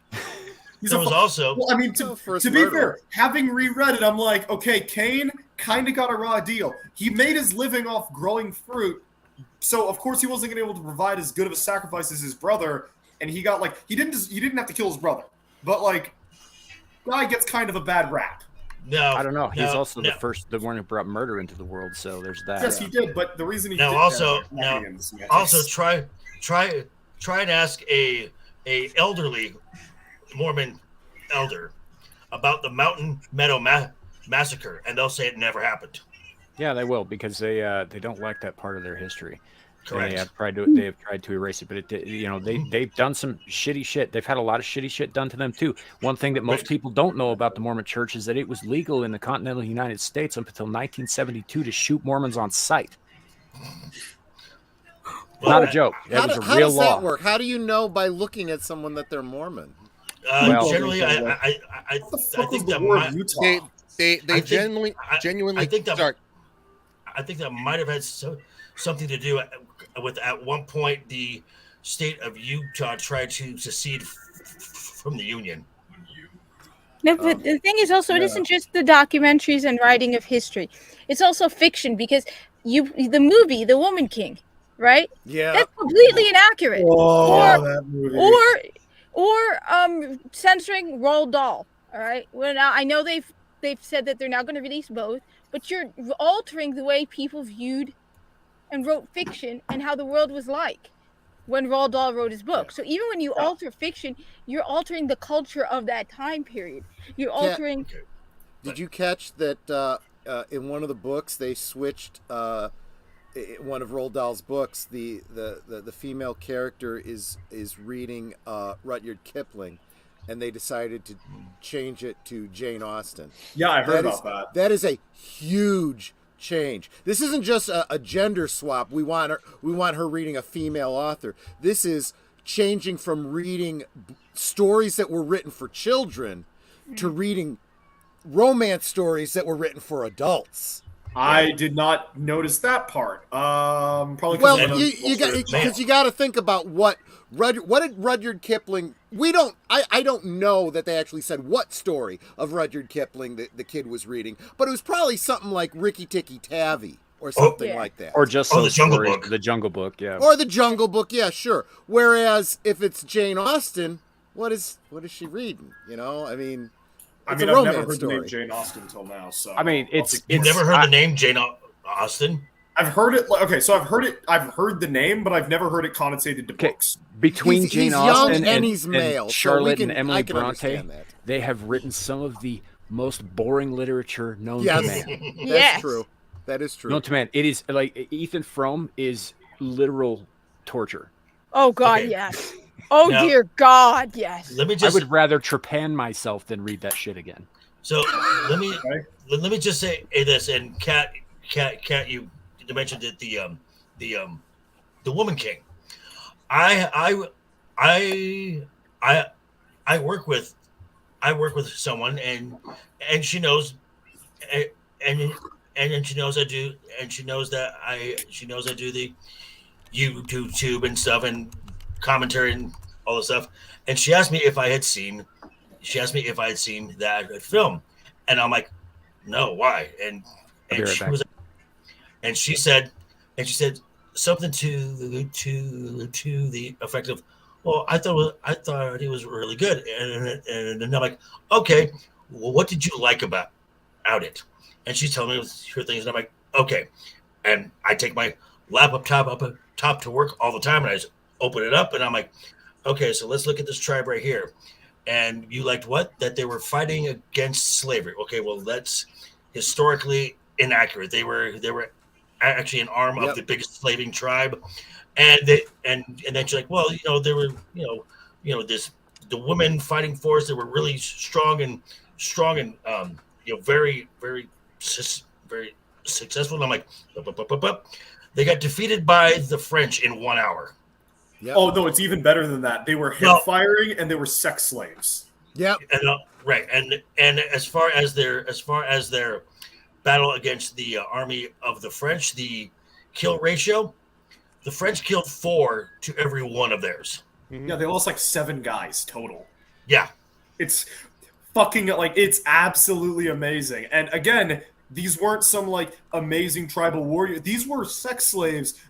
Let me correct that. They were the women who were too ugly to be sex slaves and were only soldiers because there was a rule against non-noble men in the palace. So your options were 3rd or 4th sons guard you, or you get a bunch of ugly women to protect you. And again, they were probably a more ceremonial guard than an actual fighting force. So of course they were fucking slaughtered. Why would you make a movie about them? You're fucking idiots.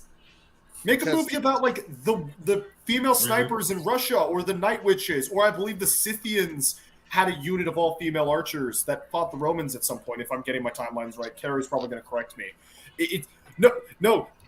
Carrie, they had guns. They just fucking hip fired them. It's fucking hilarious. This goes back to what I was saying earlier. You want to write a story, but you're not willing to put in the effort to do the research to get it right. Yeah. And if in that research it doesn't match up with the story you want to tell, then tell a different story. Yeah. Hell, make up a fictional story. That's fine too. Well, the thing is also who's got music? Not me. Not me. Not on my end. Troy? Shadow. It's not me. Wait, let me take my headphones off. No, there's nothing playing over here. Yeah, where is that coming from? What kind of music is it? It's like, It's old like school happy-go-lucky Power Rangers intro type. Yeah, It's not that's here. weird. Wait, it might be me. Yeah, mute yourself. Yeah, you play a game. Yep. Yeah, It's not me. It's my nephew's TV watching the Oh, TV. okay. Let me just shut the door. Get the baseball bat. They turn off your Never mind. Happy, lucky Power Rangers. No, it's Thomas the Tank Engine. Oh, been that's watching even it all better. He's been watching it all morning, and then they went out for a few hours, and he just came back, and I'm like Thomas worried my couldn't internet. The believe best bullshit thing he was Ringo saying. Starr ever did was. I was kind of hoping it was Happy Hero Pup. Oh, there you go. Yeah. There you go. And that reference is from what film? No idea. Clerks. Oh, I was thinking Kindergarten Cop, but okay. Well, that was it. Choo-choo, Charles! Well, no, because there was the scene in Clerks where Randall is ordering his next shipment of films, and so a mom comes in and asks if What was they that can movie order again? Clerks. No, I know. I was anyway. Happy Hero Pup. How is Choo Choo Charles a UA? That wasn't that. Oh. Never seen Clerks. Okay, so in the scene, there's this Karen mom who brings into their kid, and she was saying, we would like if you would order Happy Hero Pup because we have been trying to rent it here for months, and you have not ordered it. So then he talks really loud. He's like, okay, so I need to place my order for next month. I need Cock Knockers 5, Anal Slut 7. Sorry, Mom. What was the one? And what was that one? I He know. lists like 7 different porn movies by Yes. graphic names. And then he goes, oh yeah, and Happy Hero Pup. Yeah, she's not. I would not call that woman a Karen so much as appalled at his fucking behavior because he was a horrifying Yes. horrifying clerk. Yes. But that was a great film, though. I just like to say for the record, I have not taken this to a dark place. It was JV, so That's fine.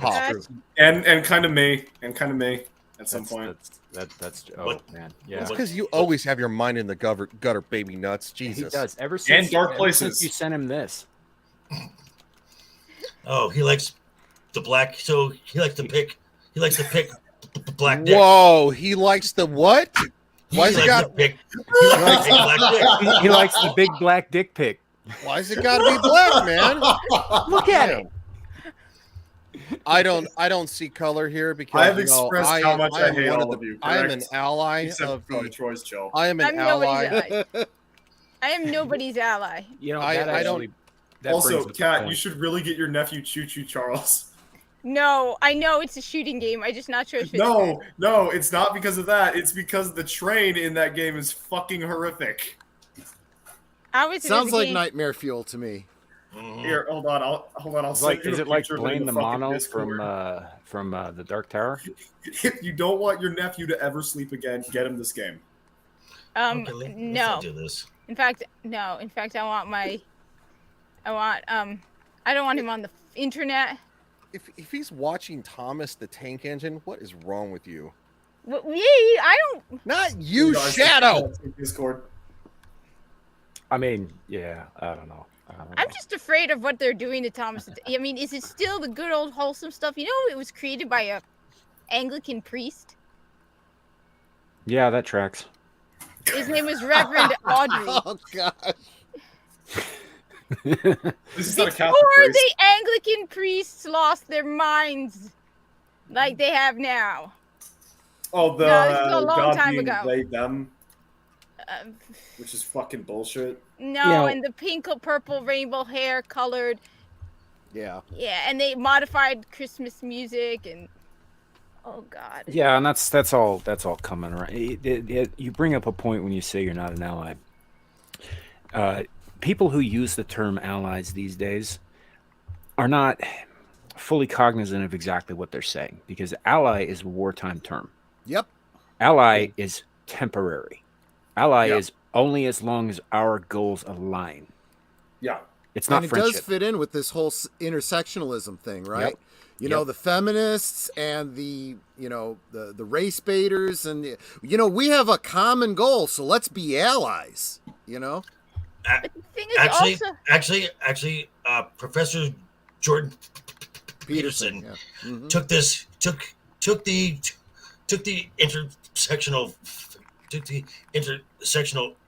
argument and just said, if there are infinite ways that you can identify yourself, eventually that group gets smaller and smaller and smaller and smaller until you're left with an individual. Yeah. And which is exactly contrary to where they want to go, because they want to be collectivist. Mm-hmm. That's the problem.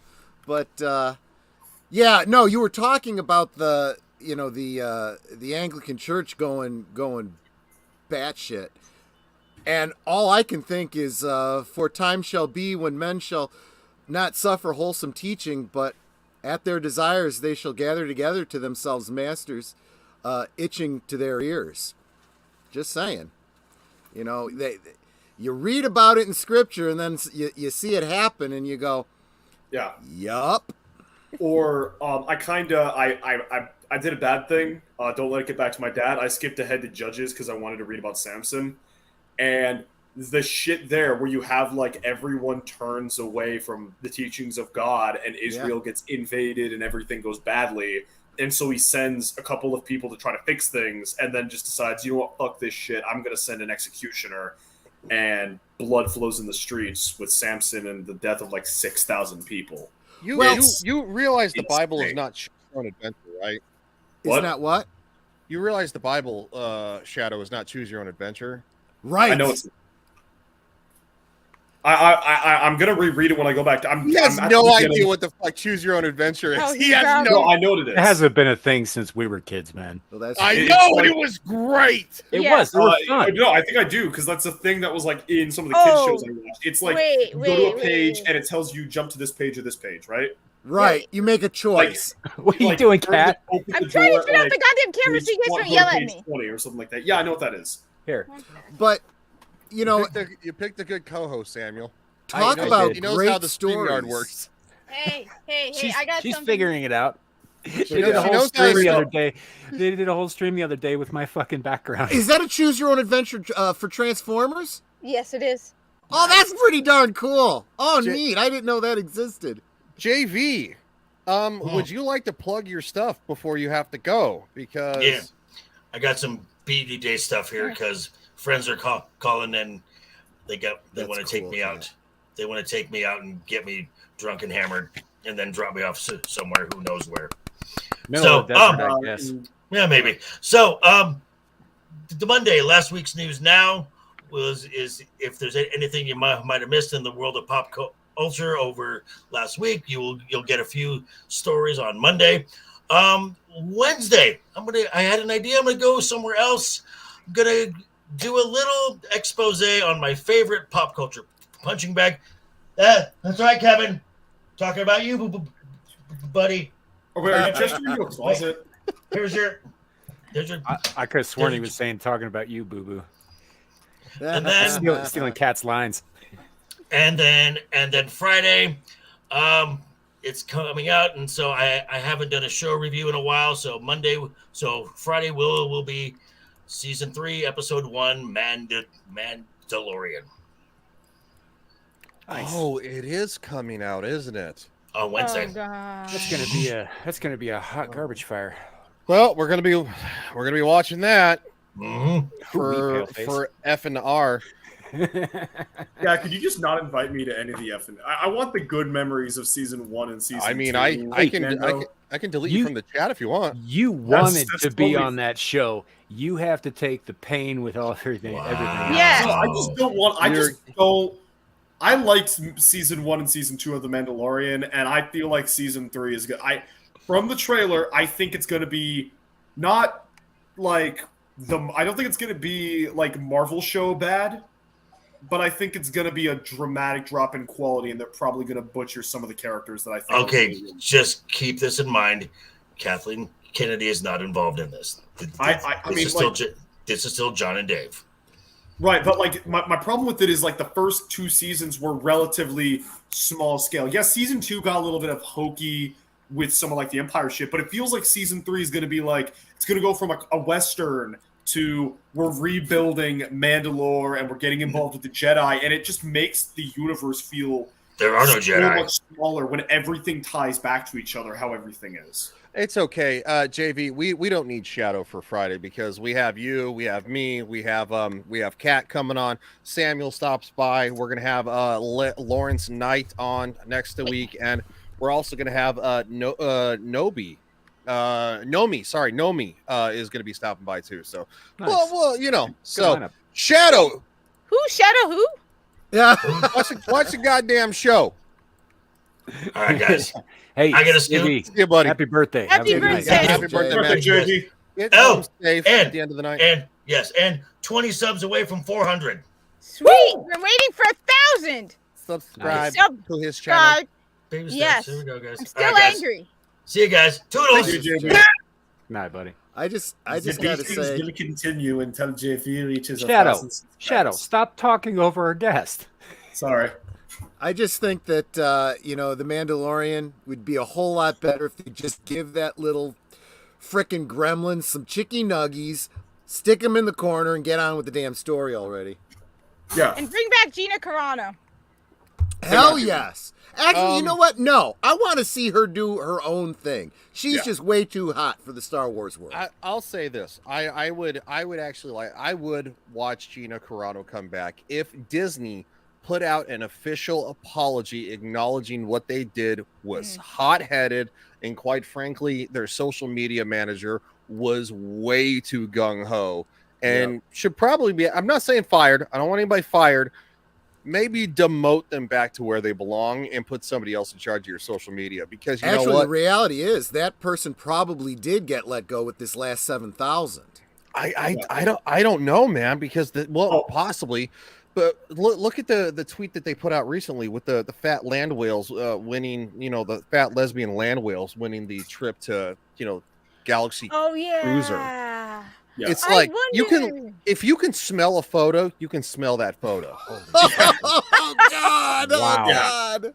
But yeah, so absolute apology for what they did. What? And they also need to give her That's a gonna show. smell like dirty asshole in that room.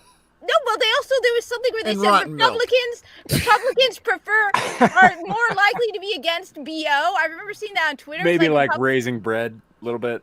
Oh, Yeast. yeah. There's a bun in the oven. I think it's sourdough. Oh. I wonder, am I surprised? It seems like they picked these people for reasons other than Troy. He's like, Jesus Christ. I'll tell you what, though. I got to be honest with you. He said a couple things that I was thinking. And I'm like, somebody said it. I'll just say it. I'm the bad person. I'm probably the most vile on the panel, to be honest. No, that's brilliant. Everyone's got the receipts. Till I send them to him. No, but that was brilliant that you could actually smell them from the picture. And no, there was a thing posted on Twitter where it's like Republicans are the more likely to not like body odor. It's like, yeah, that stuff is vile. I had a customer come into the store and you could literally smell them from one side of the building to the other. And I knew an employee I worked with who smelled so bad. It's like it hung in the air. Like That's because they're not people, they're hippies. It's like, no, it's like you could tell where he was standing because the smell was so bad. the smell of fucking bacteria between fat folds is probably almost. I can't believe these people. Is almost as repulsive as probably the smell of a dead body, and I've smelled both. So have I. And quite frankly, yes, the dead body wins, but when you go into a very obese person's home and it looks like it just wow. You feel like you want to literally just you get doused like a skunk does. You need to be hosed from head to toe.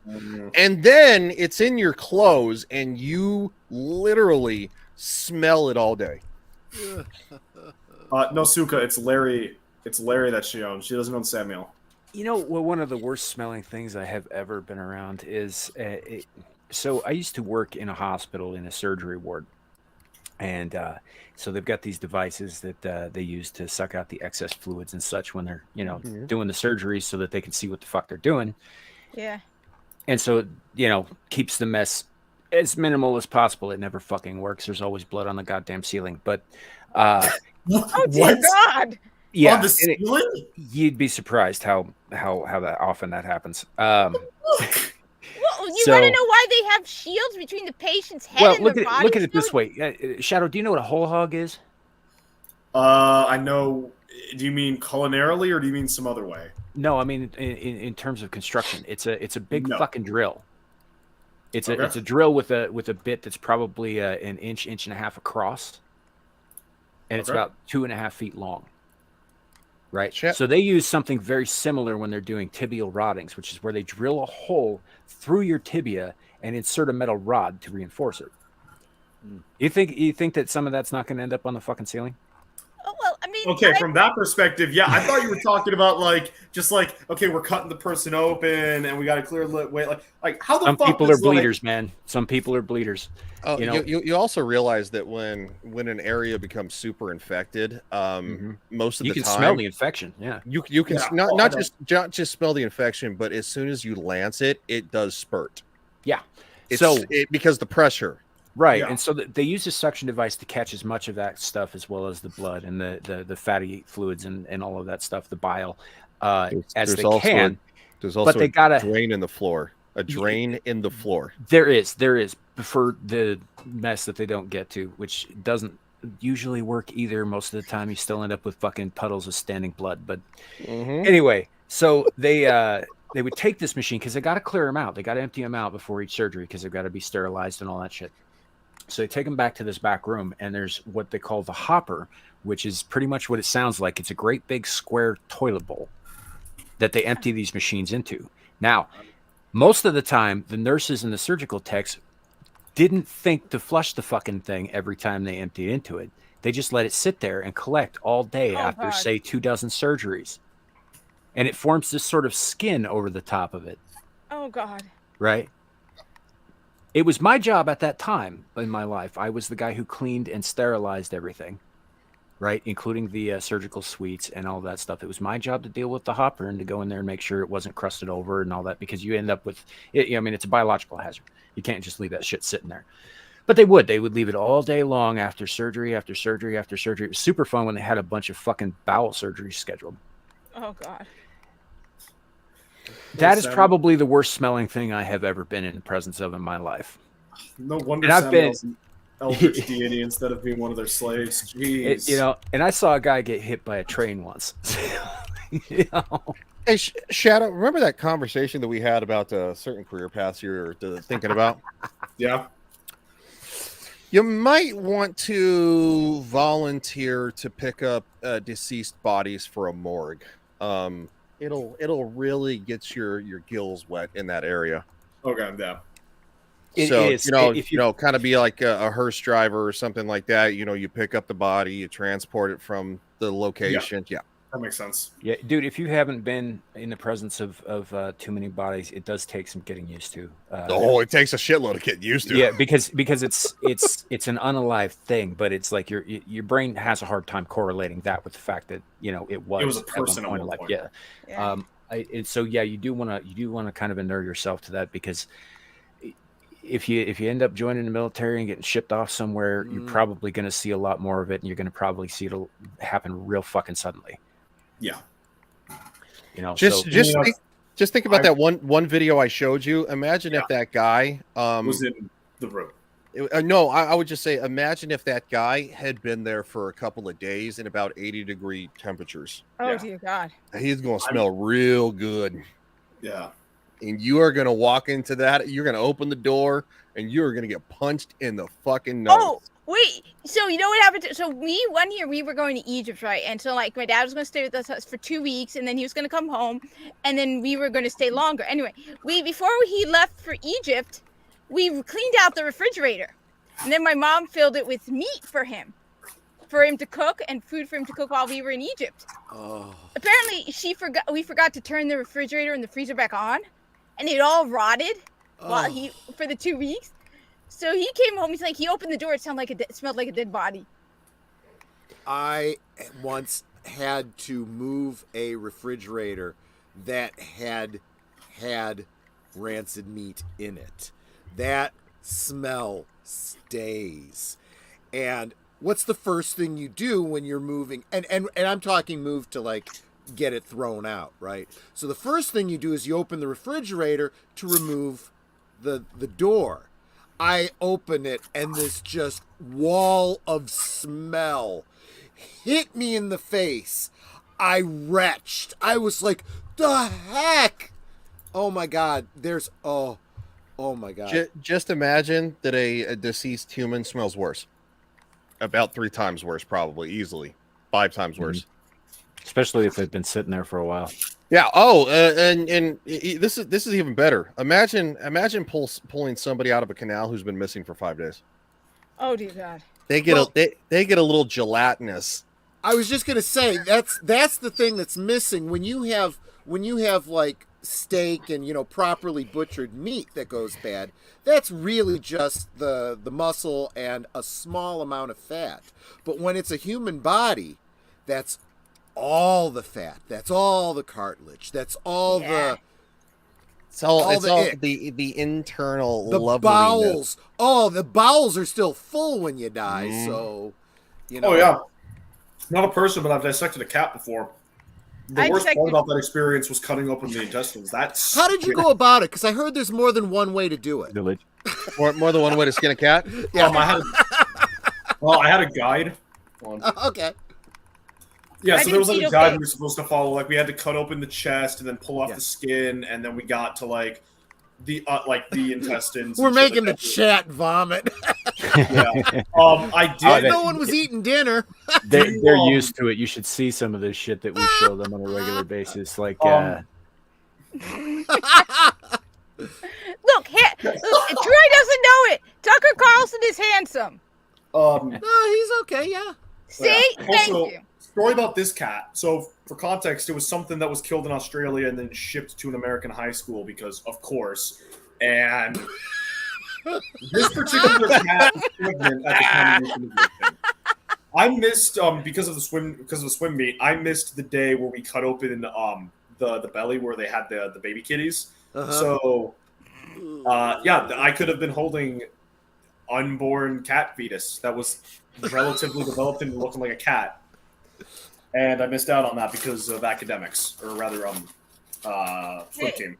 Yeah. Oh, jeez. No, I did fetal pigs in college, and it was fun.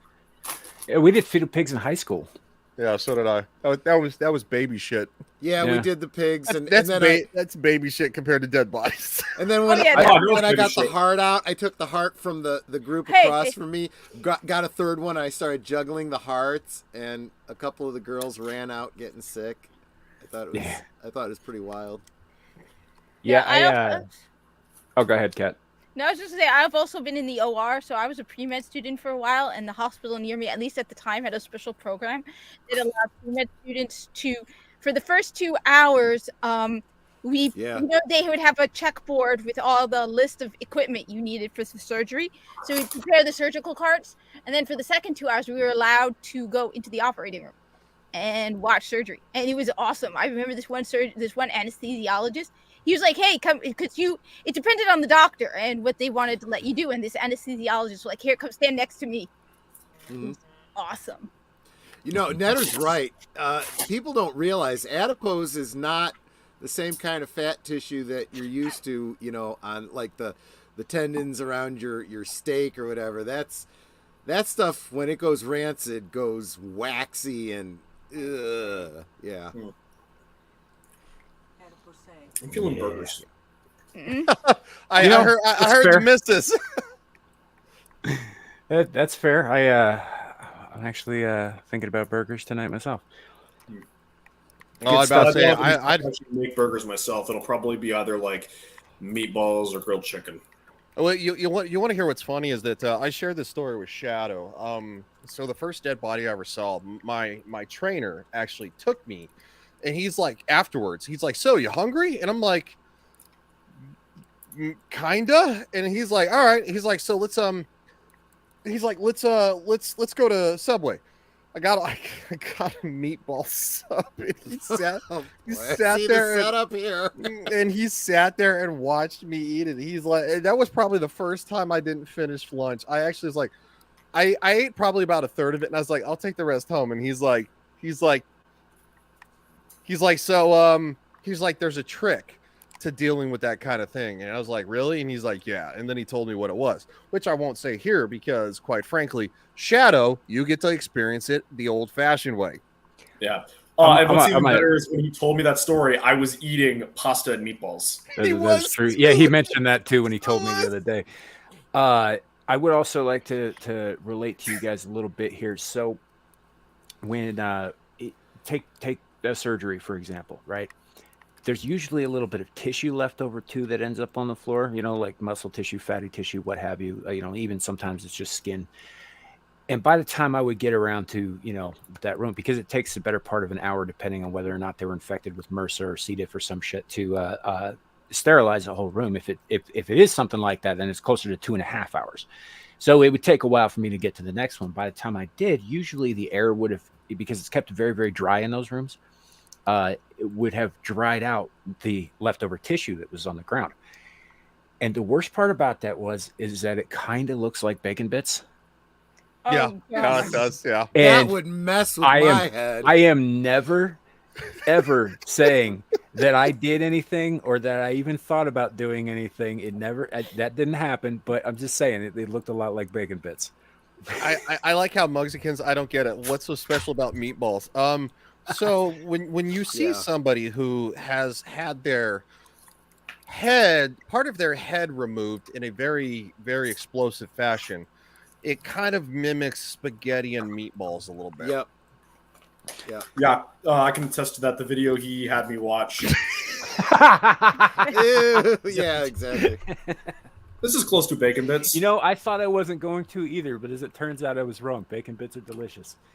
Well, it depends. Are we talking real bacon bits? Are we talking that Baco's, you know, vegetable starch? No, I'm talking like maybe I knew the stuff. pig by name.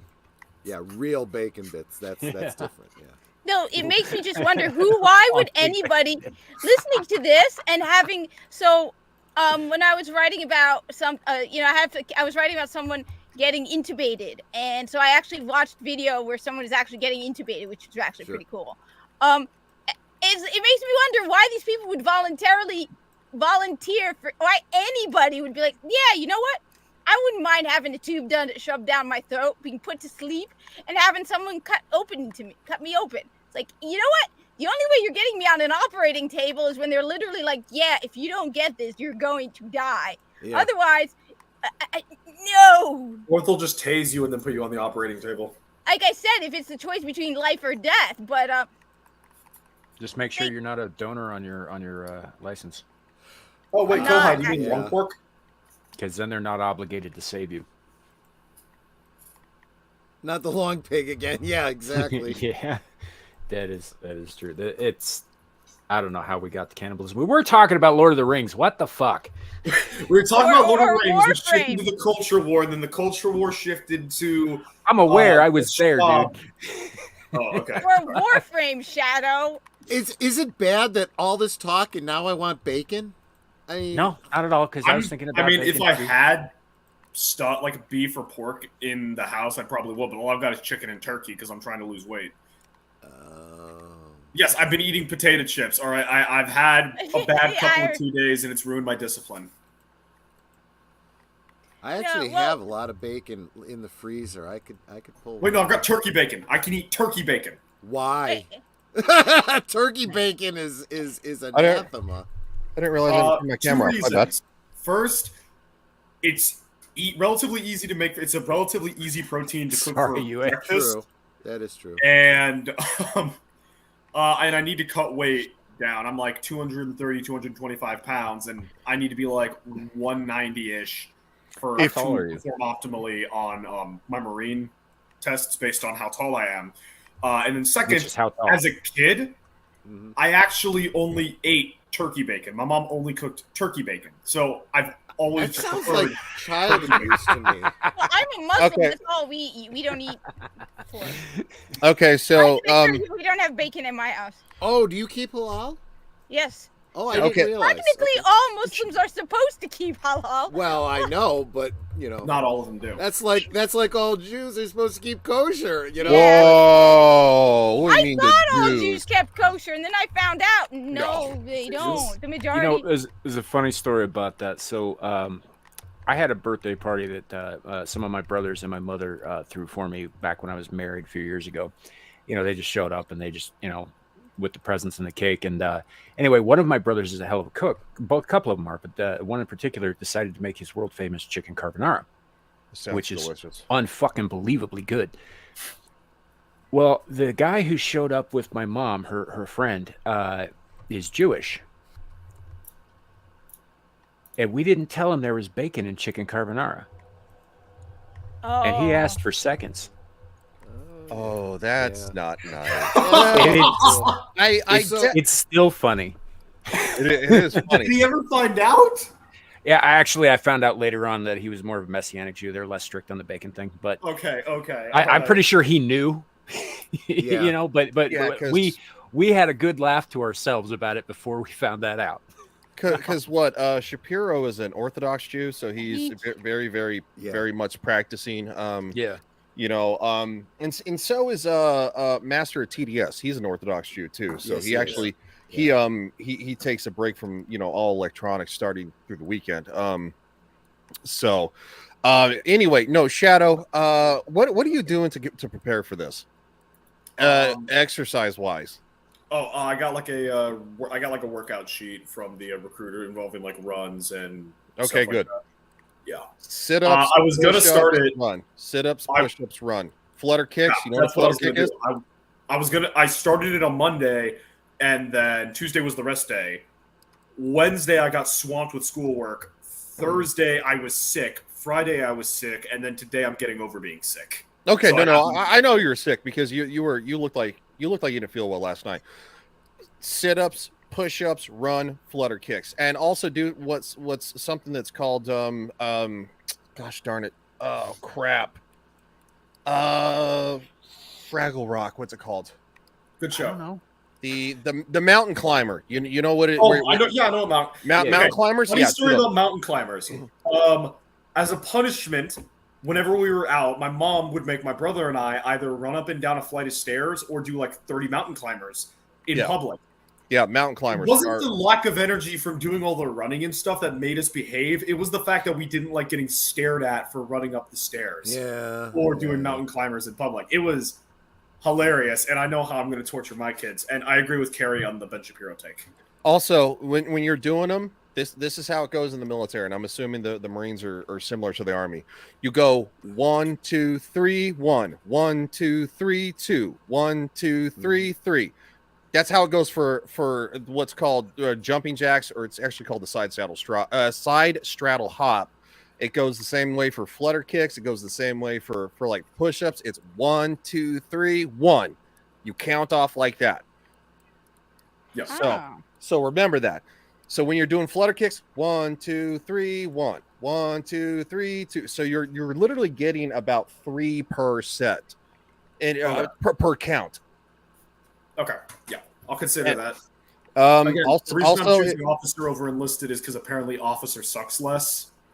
no, it doesn't. You just sit behind a desk more. Yeah, it, just sucks. It sucks different, not less. I wouldn't. I'm going I off. wouldn't. I'm going off what I was told by different people. I wouldn't do officer. Because quite frankly, you are technically responsible if somebody gets killed. Yeah. It's That is that. it's the difference between having to pull the trigger to defend yourself or someone else compared to being wrong and getting someone killed underneath you. So it's your call. I'm not going to tell you how to do your military career. I will say this though, try to eat 4 to 5 small meals a day, no more than like 500 calories. Do lean ground meats like lean ground turkey, elk, deer, bison, veal. You can get everything but turkey and chicken is kind of out of my price range right now. okay. Well, then then do lean ground turkey. Get it. Yeah, I'm doing that. I've switched from pork and beef meatballs to turkey meatballs, and they're not that bad. No, they're really not that bad. You can't tell. I just need to figure out what seasoning to add into the meat mix. I can give you some ideas. How much weight do you need to cut? I don't know. I told them 230 because that's what I weighed before I came back to college. But I've been working out to lose weight before then, so I don't know. Wait, I need to get down to 190. I don't know. How much do you weigh? I weighed 230, but I don't have access to a scale up here, and that was like 3 months ago. So I don't know how much I've lost. Primal says steak, eat at Shadow. Only if it's steak that is actually low in. You don't want to eat a big old fat ribeye because it's going to have a giant amount of fat on it. You need lean steak. Yeah, you need meat, no fat. Get your omega-3s in, eat your fruits and vegetables, stuff like that. For breakfast, something like a banana and a Greek yogurt is good before you go to the gym. Afterwards, drink just a protein shake or something like that. And then of course you can go into your second meal, which would be like some lean ground turkey, some vegetables. Broccoli's great. Carrots are good. Cauliflower. Yeah, you're gonna need your greens. So. Yeah, but what really sucks is I'm trying to switch my sleep schedule to where I can wake up at like 6:30, get shit done, then go to class because I've got class at 12:30 or 9 a.m. depending on it. And I need to switch my sleep schedule. It's just you need to switch your sleep schedule to get up at 4:30 because in basic training, they will come in, and this is not a joke. They will turn the lights on. Get up! Get up! Get up! They will scream to the high heavens. That is literally how my mom and dad wake us up if I need to be woken up. Well, my mom more so than my dad. So 4:30 I'm already used to that. Maybe not the 4:30 time, but if someone's telling me to wake the fuck up, I'm up. I remember the one that time also means no more late night tweeting. Yeah. You think I don't see that shit? I do. It is lights. It's lights out at 9 p.m. You get 10 p.m. on Sundays. You get 10 p.m. on Sundays. I'm sorry, Saturday night, and then you get to wake up at 6 a.m. on Sunday morning. That is your sleeping in. Yeah, I know. I know all these timetables, and that's why I'm trying to shift my sleep schedule. It's just get out of here, Carrie. Unless you have receipts, I don't want to hear it. Yeah, it's. Actually, I think Carrie Carrie sleeps less than I do in general. Yeah, he doesn't have no damn receipts. He's such a troll. I like Carrie. I wish he was on the panel. Well, he's had the link, but he had some things that he had to do today too. So yeah. Shine away from talking shit. Well, I mean boot camp too. My boot camp was 6 months long. How long was yours? So I've got 6 weeks this summer, 6 weeks next summer, and then 6 months after the second summer, or rather after graduation.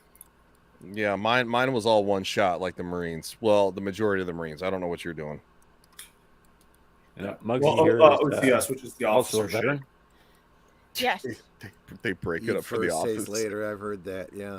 Yeah. It's I think half the chat right now is veterans. Like Muggsy's a vet. It sounds like Carrie's a vet.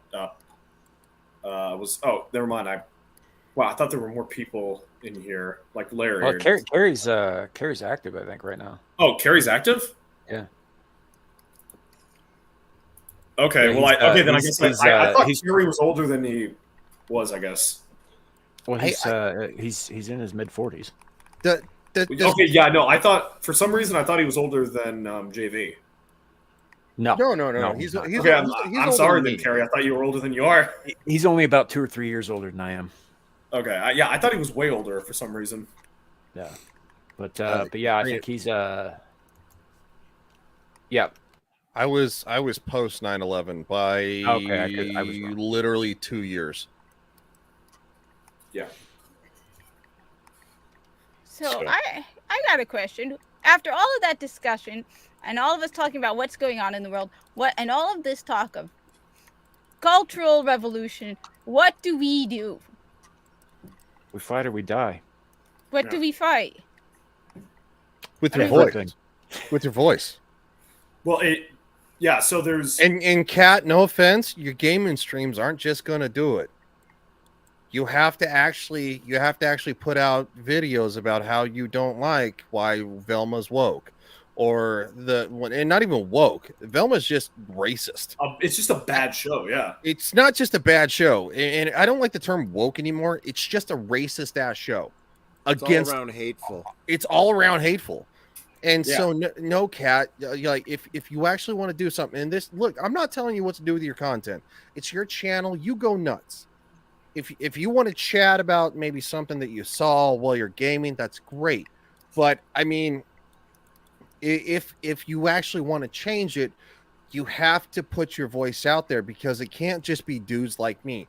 I'm a 37-year-old white guy, and they're going to take one look at me with an American flag on my hat and the fact that I'm a white guy with a beard, and they're say, well, you're a fucking racist. Like going, you hate black people. I mean, you do. I do. I can't. Goddamn. Me after OCS and shit like that, when I have to shave my head, they're gonna look at me and go skinhead if they're smart enough to realize what the connotation of that means. I would be careful doing content while in the military. I'm gonna avoid. I'm gonna avoid it. I would, if you're gonna do it, do movie reviews and do it with the camera off. Yep. Yeah. Do it very carefully. I am trying to like shift. So he's gonna have to make a new channel then, because your stuff right now has you on it. Well, no. The thing is that you can always shift into a new gear, right? So. And I mean, to be fair, most of my videos have been more or less apolitical. It'll typically, the closest thing to politics I bring up is if I'm talking about like my Rings of Power review, which I think was kind of glowing compared to some others, where like this identity politics getting involved ruined the potential of this character. But it's really on these streams where I get really uppity about politics. Also, don't talk about politics ever. Yeah, I avoid that anyway. It's like that. So you're, as a member of the military, you are a member of the federal government, and it is against federal and military policy to publicly take any political side whatsoever, because then it appears as though the military and or government is also taking that side. They can't do that.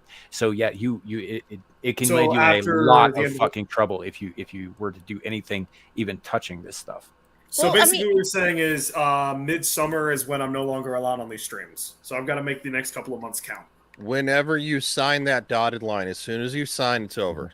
And by the way, as far as I'm concerned, you're always welcome here. But if they tell you that you can't be here because of what we talk about, then fucking, if you want to be in the military, then go do that. Come back after you're out, and we'll have you back on again. Do like Brian Cannell did. Mm-hmm. What did Brian Cannell do?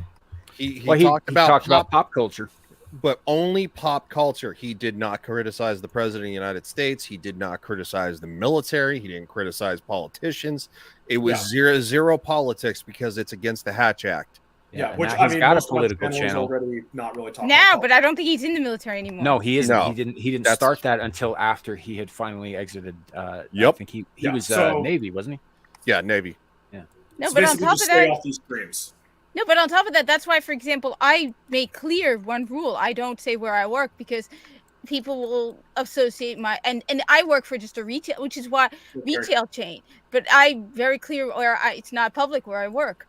And I told my job, because I got into trouble a while back because a bunch of guys came into my live stream who I work with, and clipped my video. And I'm like, look, I am specifically made clear to people I'm not going to say where I work. So I approached the manager. I'm like, look, I'm giving my YouTube, and like there was a chance for me to make money because they were hiring content creators. And I'm like, no, I'm going to lose the opportunity to make money so I can keep my channel separate from my job. Which is why this whole thing with when they're like, when these Hollywood idiots act like morons, it's like, you don't need to, you can make a totally anonymous channel, but you represent the company you work for when you say stupid stuff.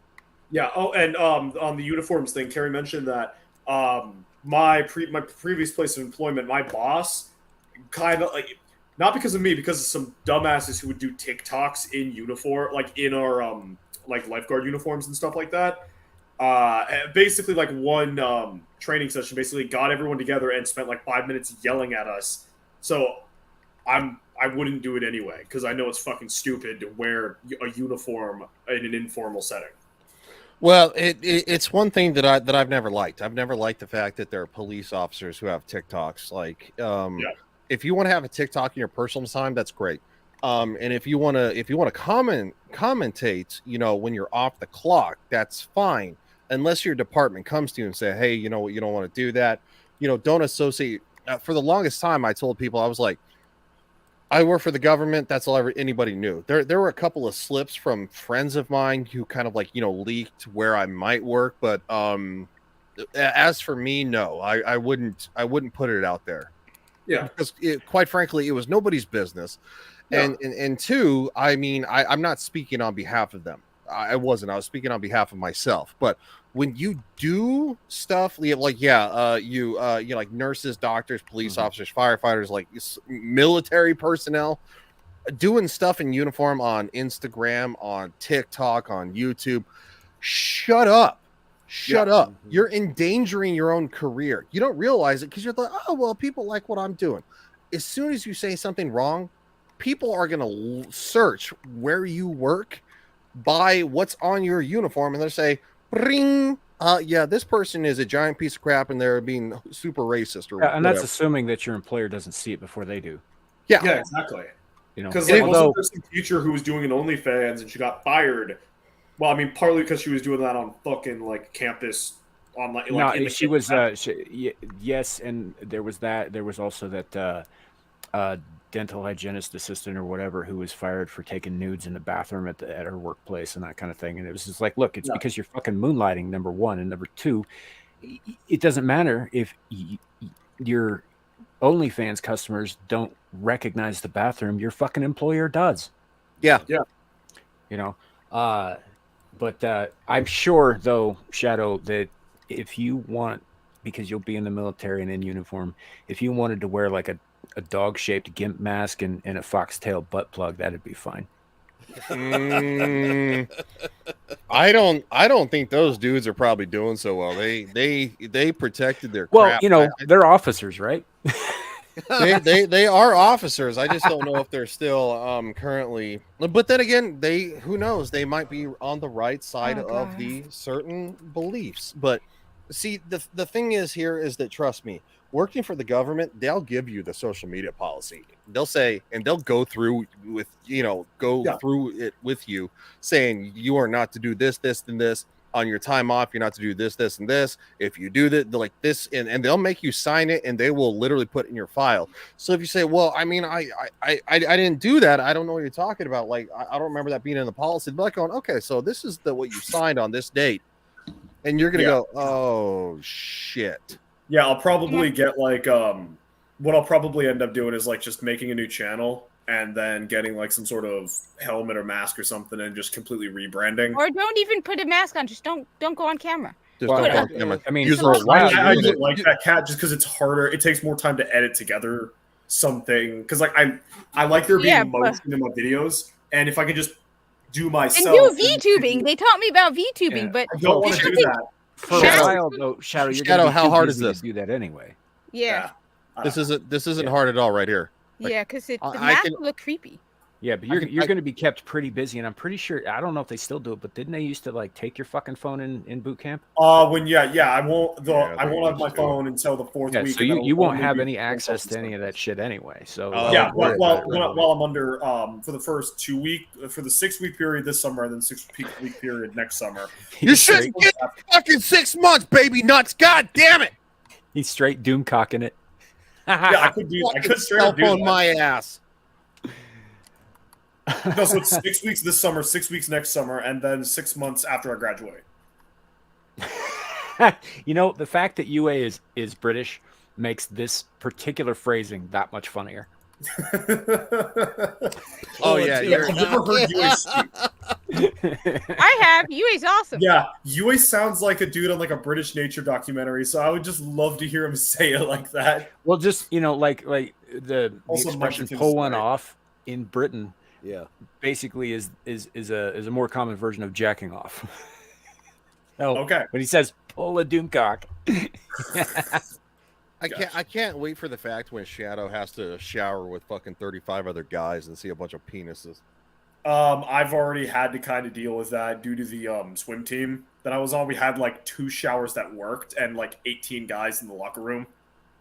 It's not as bad, but not the same thing. Trust me. When you're all standing in line waiting for a shower, yeah, no, that's gonna be worse. I know. There's there's like 6 of them. You're all standing in line with fucking wieners hanging out. Yeah. oh, you know, he's gonna get plenty of time in that hot water. All he's got to do is shake it a little bit.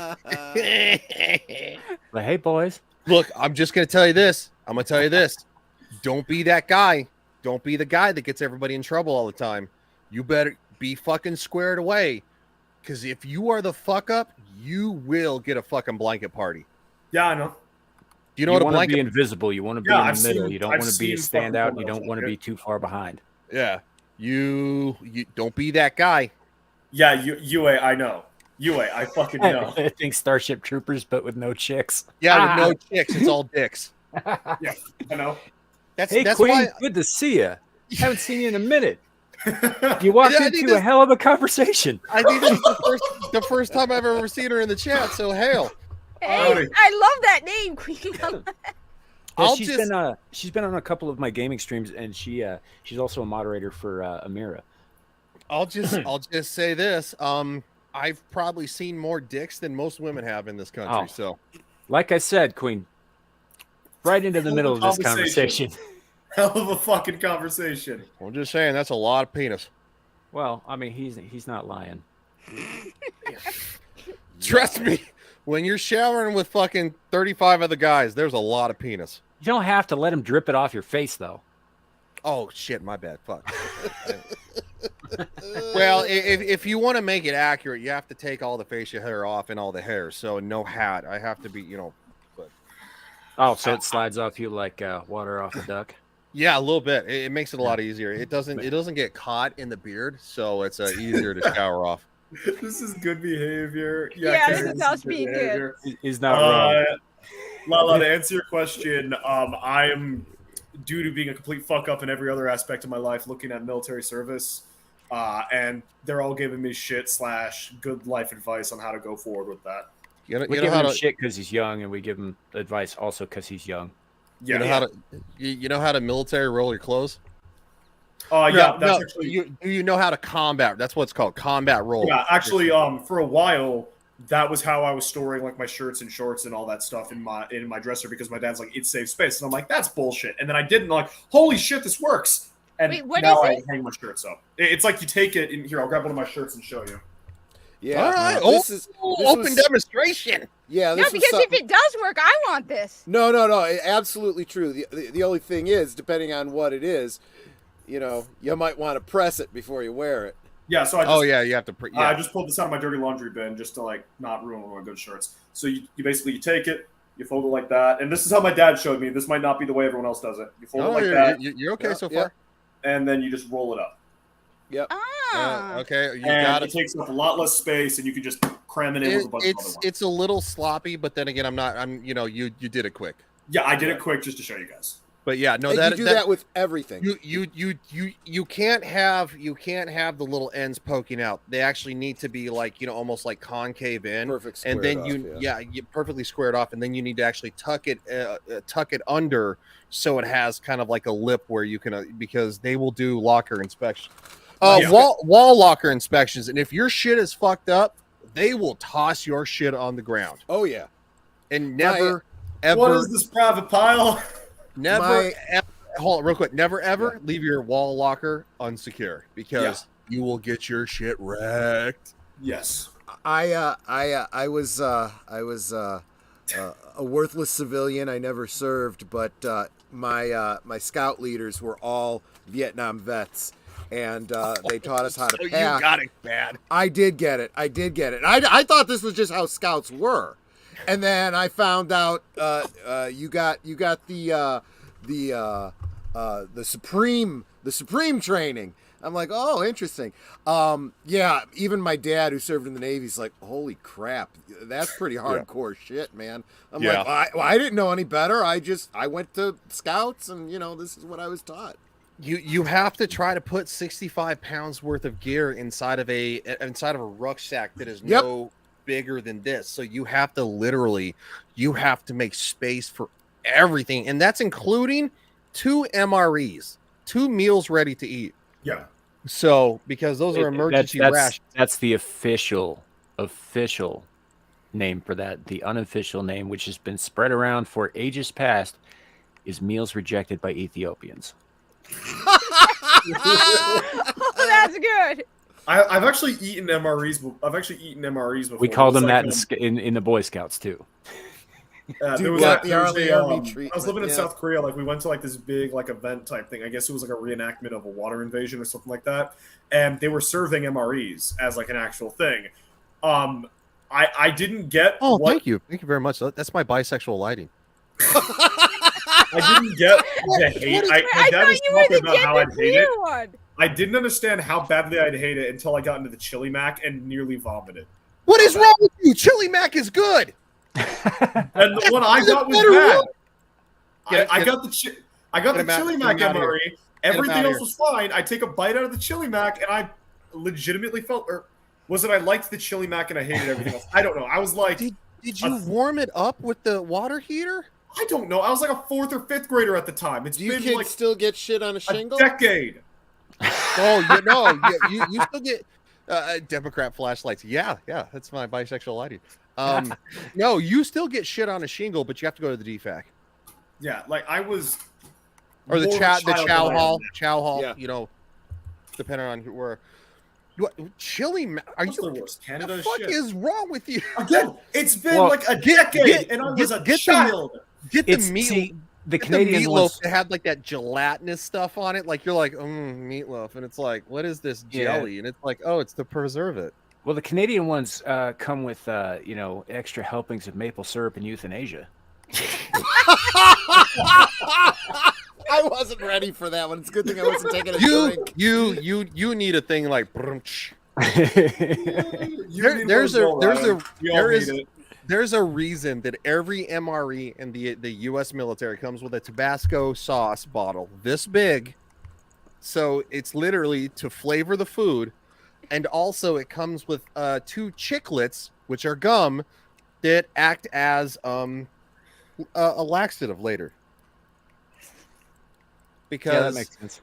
You eat a couple days of MREs, you're back to fuck. It's coming out one way or the other. Oh, it's coming out.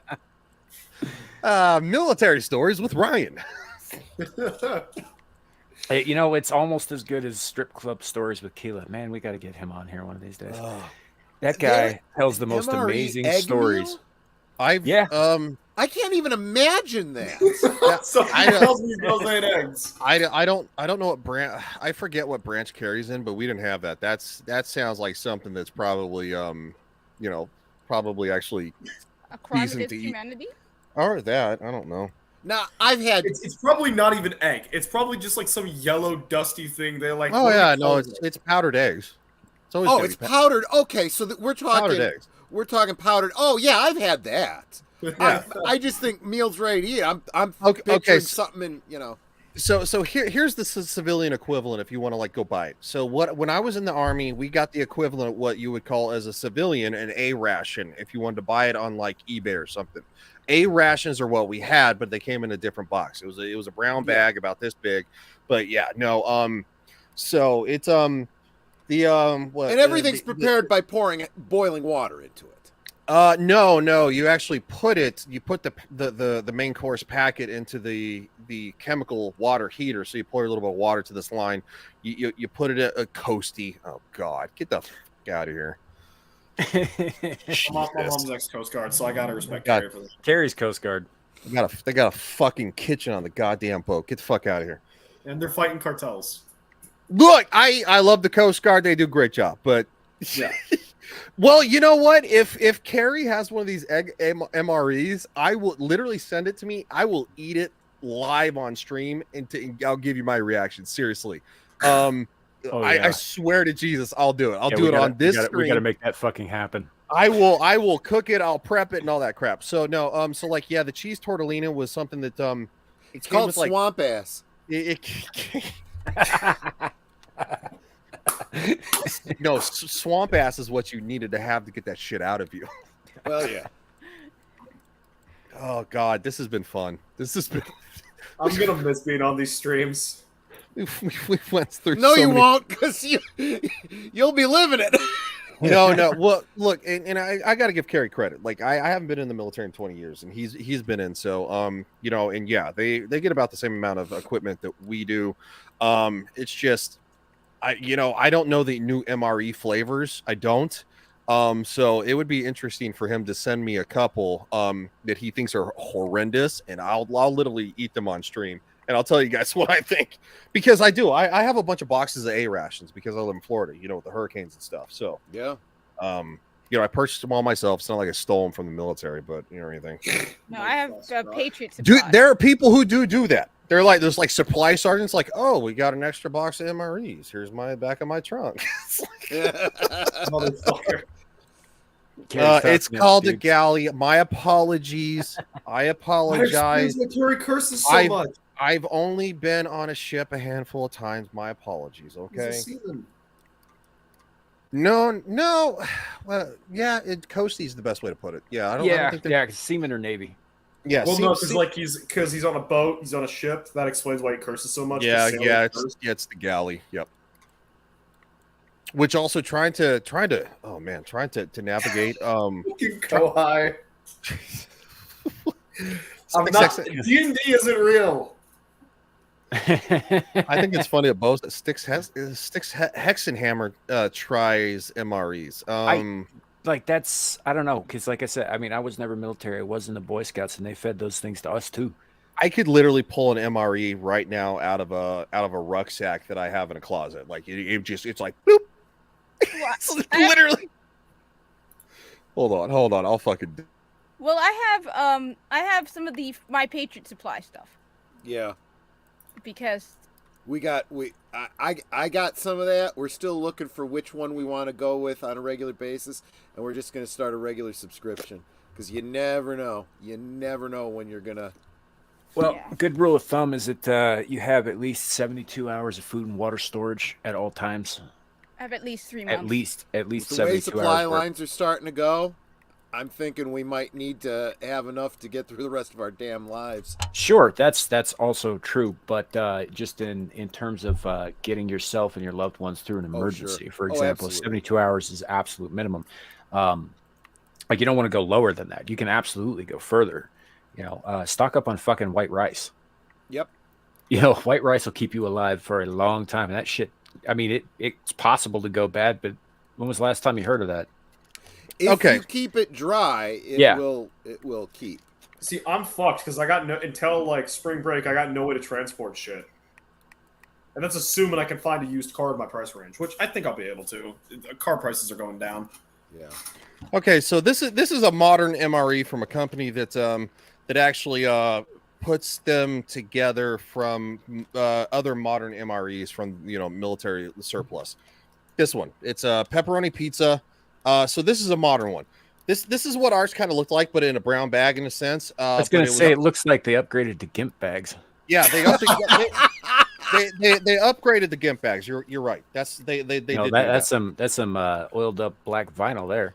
Yeah, so this is actually what I had in the military, but you have to imagine it in a brown bag right here. So it's an A ration or an A pack, and it literally says pasta with garden vegetables and tomato sauce.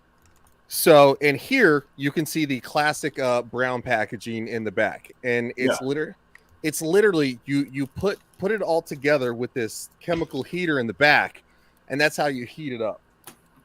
Because you can't have an open fire if you're out in the field. No, you can't have an open fire. And so no, the modern MREs are probably somewhat better. I'm not going to say they're all better.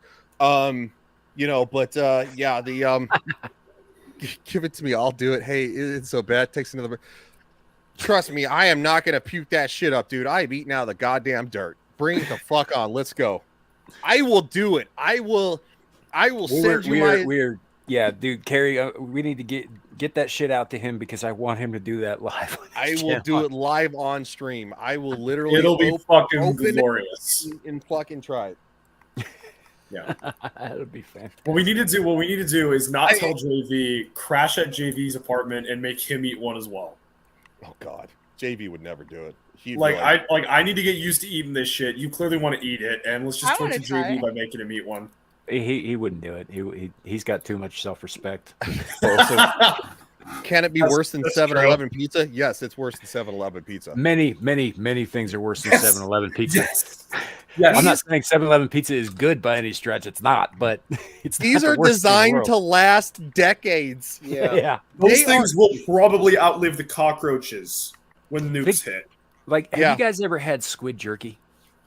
No, I would try that. That sounds good. Sounds interesting. It's very good. It smells rotten, but it tastes great. I love calamari. You can get it imported from South Korea. Of course, one of my brothers, his mother's from South Korea. She gets a bunch of stuff like chaja and squid jerky and a number of other things sent over from her relatives over there, and she got me hooked on it, and it's fantastic. But it's one of those things that smells the same and tastes the same before and after it's gone bad, so you can't really tell. Oh God. And it can take like 2 years for it to go bad in refrigerated conditions. So also I want to point out, and I don't think a lot of people know this, these are actually designed to be eaten once a day, and that's it. Like, it's not meant to be an individual meal. It's meant to last. It's 1,500 calories, and it's it's meant to last you as caloric intake for a whole entire day in the field. Yeah, because no, you wouldn't be able to eat them for each individual meal. It's meant to have you survive in the worst situation ever.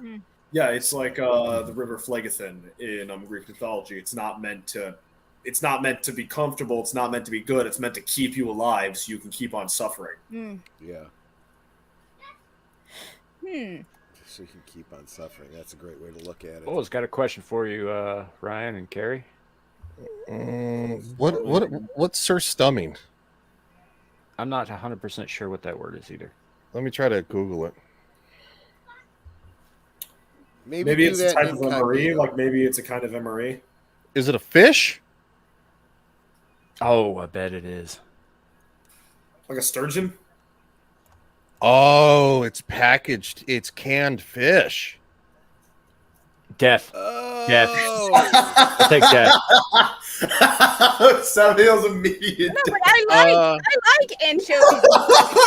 I would take the death of my entire continent before that.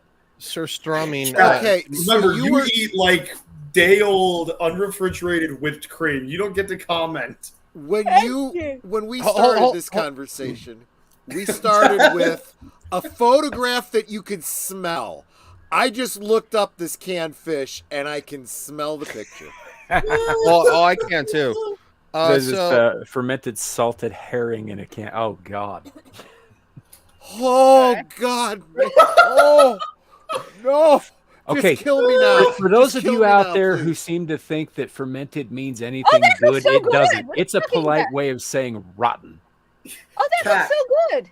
Cat, you literally eat cat food. No, not cat food. You literally eat like week-old, unrefrigerated whipped cream. Just You looks do like not get to anchovies. comment on culinary shit. It just looks like anchovies. Anchovies are awful too. At least No? anchovies are packed in salt. Yeah, That looks rancid. I would eat the Don't fish. just choose death. I choose torture as death. I'd eat the fish.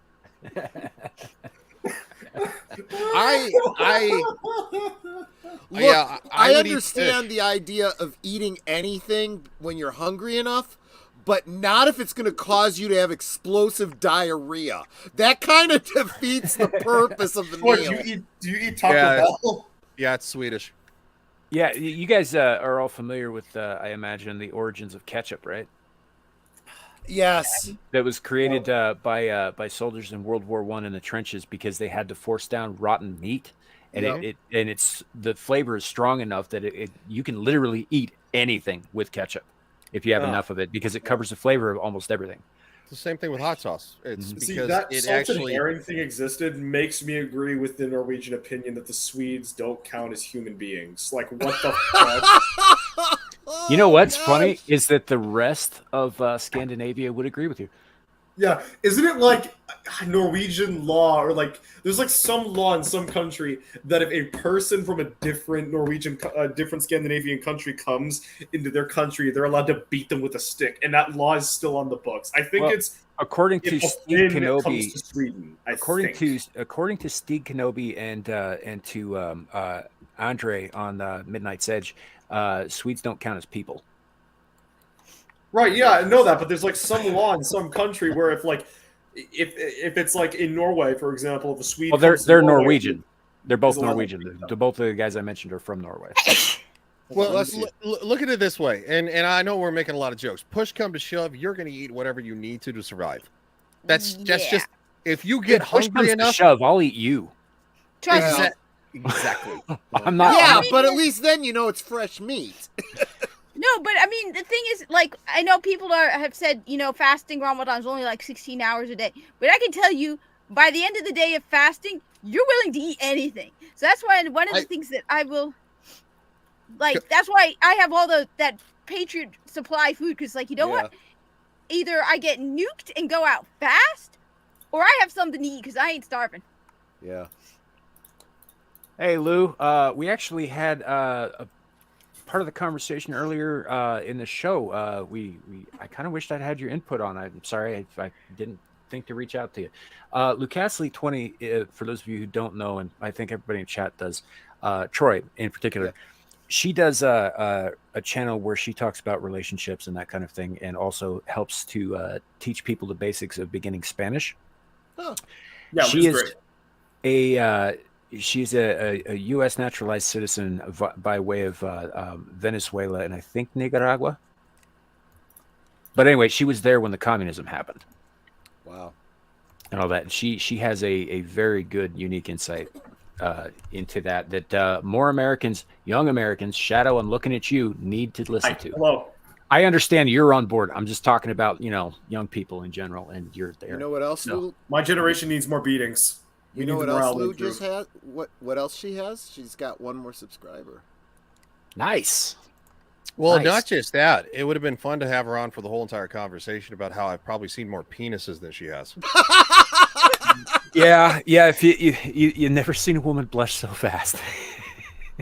The last time we had her on, we so said bad some for things, her. and then later I was just like, God, I'm sorry for all the dick jokes. Yeah, no, I felt so bad for her. Yeah, Lucas. You feel bad for me with all the dick jokes. Because you throw around as much as you take. Let's be real. I've heard you say Oh, things in well, recent weeks that made me blush. We were talking earlier about, changing language and so forth, especially in light of all this transgenderism and stuff. Do you know they've changed medical terms? Now, when a woman becomes a man, it's an addictomy. Joke, guys. He who laughs last thinks slowest. That was but horrible. no, but it That was suddenly fucking horrible. No, but the thing is, when you think about it, the fact that we had to pause, I would have believed it. That's why I'm like, okay, you know what? Wait a minute. Isn't that called a phalloplasty?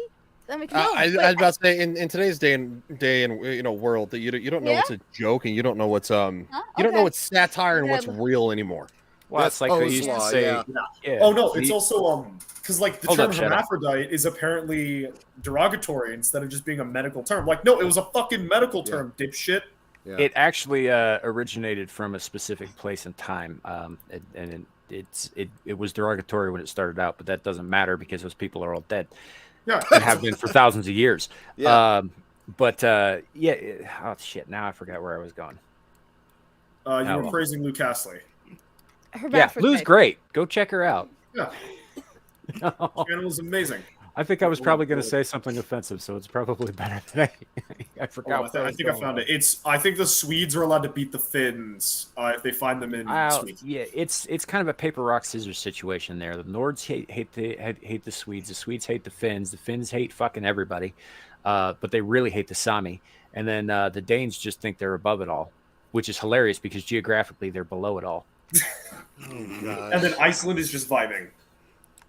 I don't know that I would. I know they're descended from Nords, but Iceland's kind of its own thing at this point. Yeah. Lou says, as old as she is, you still make me blush. I don't think it has to do with age, because I'll tell you something.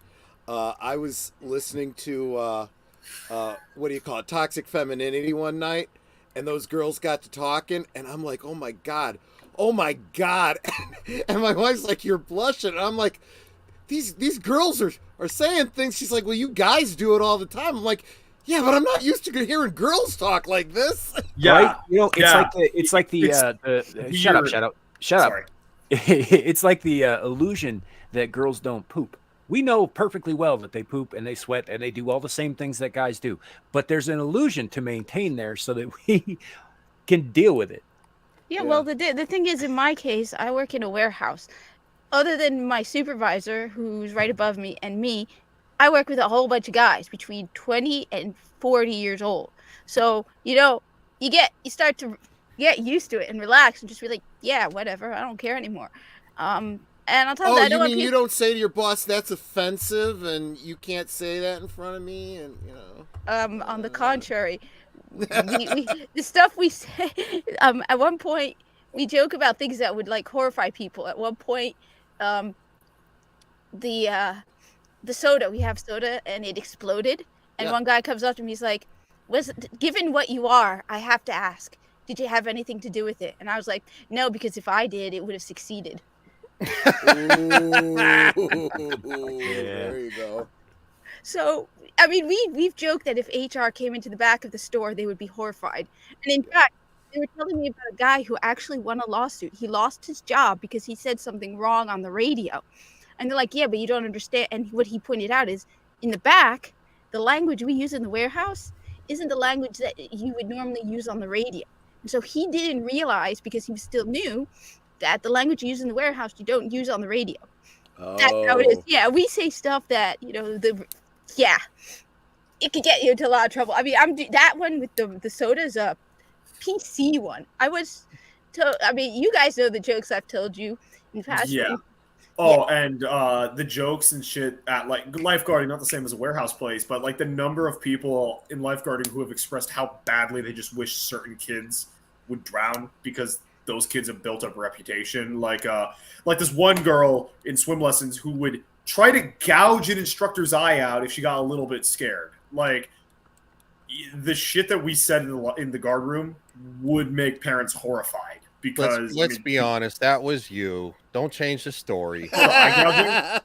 No, they didn't trust me to teach the kindergarten classes. They didn't trust him with the kids.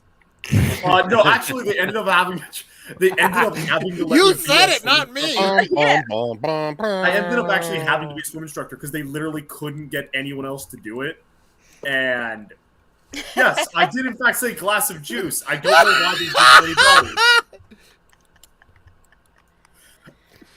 One of my mods makes these memes for us, and she apparently has it in for Shadow because I got a bunch Yes, I of don't know why. I have the most memes from her. It's fucking insane. I'm still waiting for You kind of put your foot in your mouth a lot.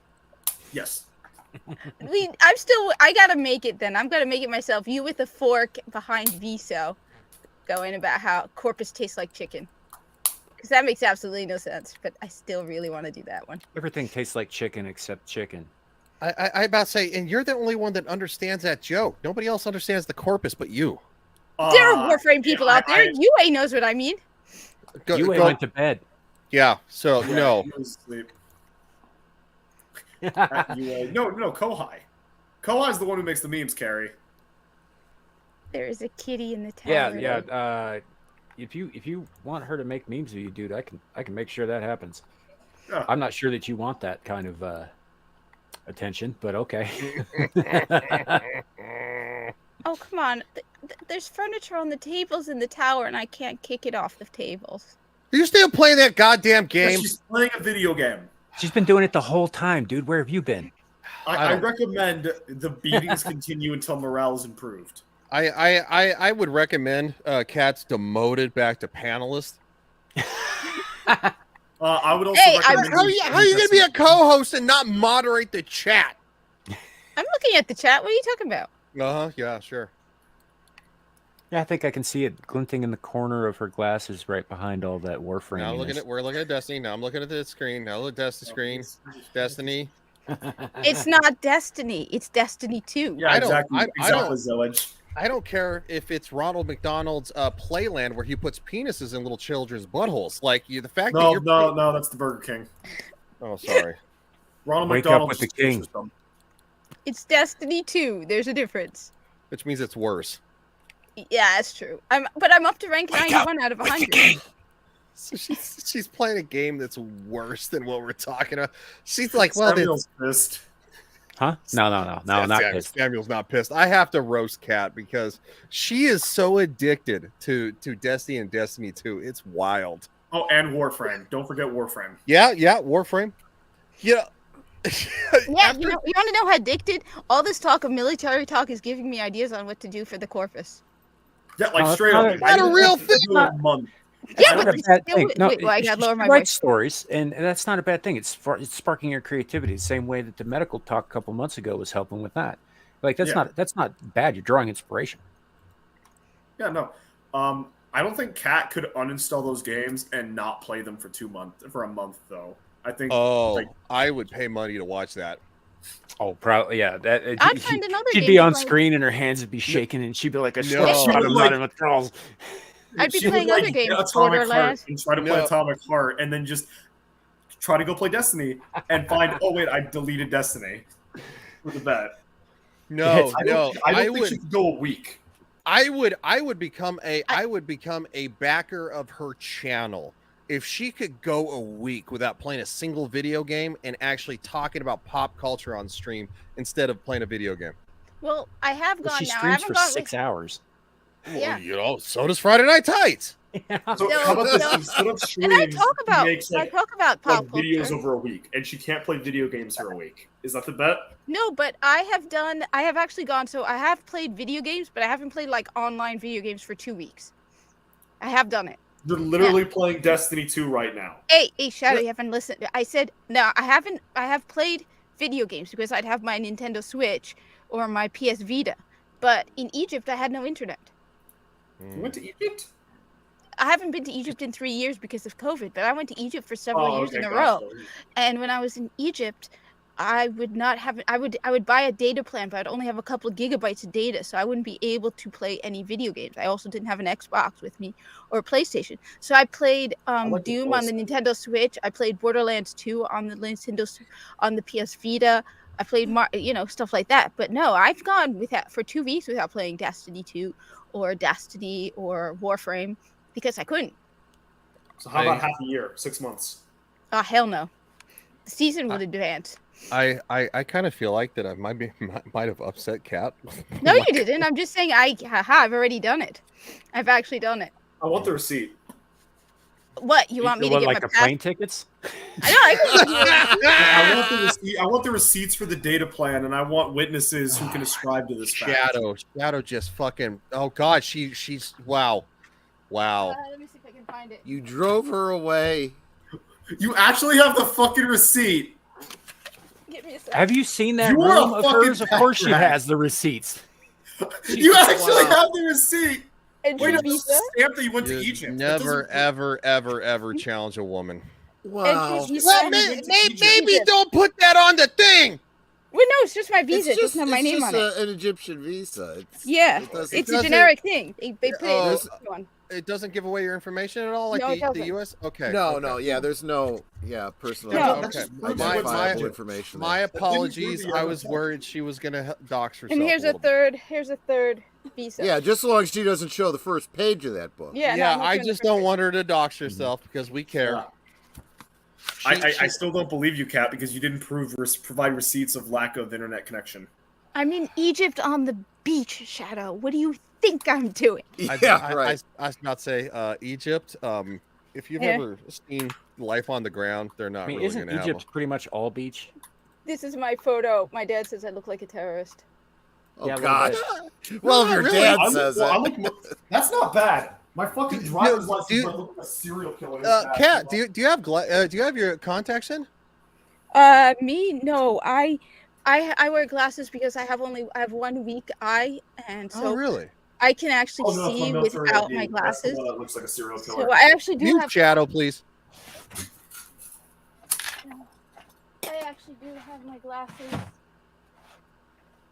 Shadow, you got muted because you were talking over Kat while you were off camera. Yeah, I thought I muted. My bad. I got real vision glasses. These are my Okay, actual- I didn't know that. It's because the problem is there's some kind of weird coating on these. I don't know if you can see it. Yeah. I don't know what it's gotten weird. So that was probably what led you to create this little disaster. Because you couldn't see what you were doing.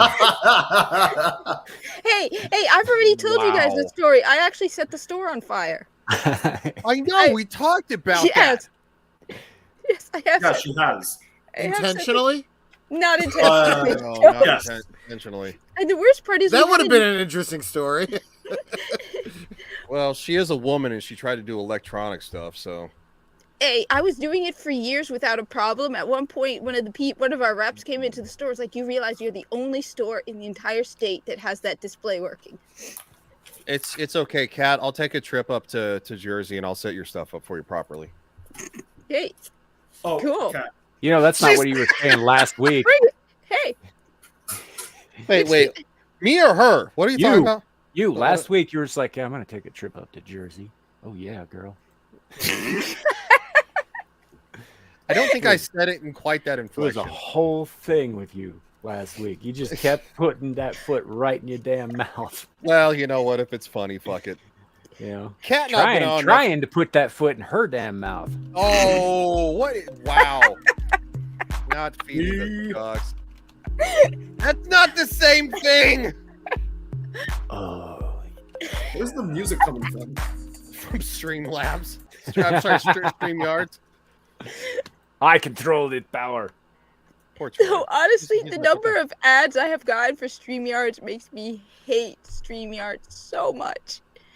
I hate. Oh, by the way, Boa, I'd say Canada, but then I haven't lived an extended period of time in Egypt since I was like 8. And then I didn't know the difference. So when I lived in Egypt for an extended period, which was several months, I actually went to school in Egypt for about a half a year. So I did go to school in Egypt. And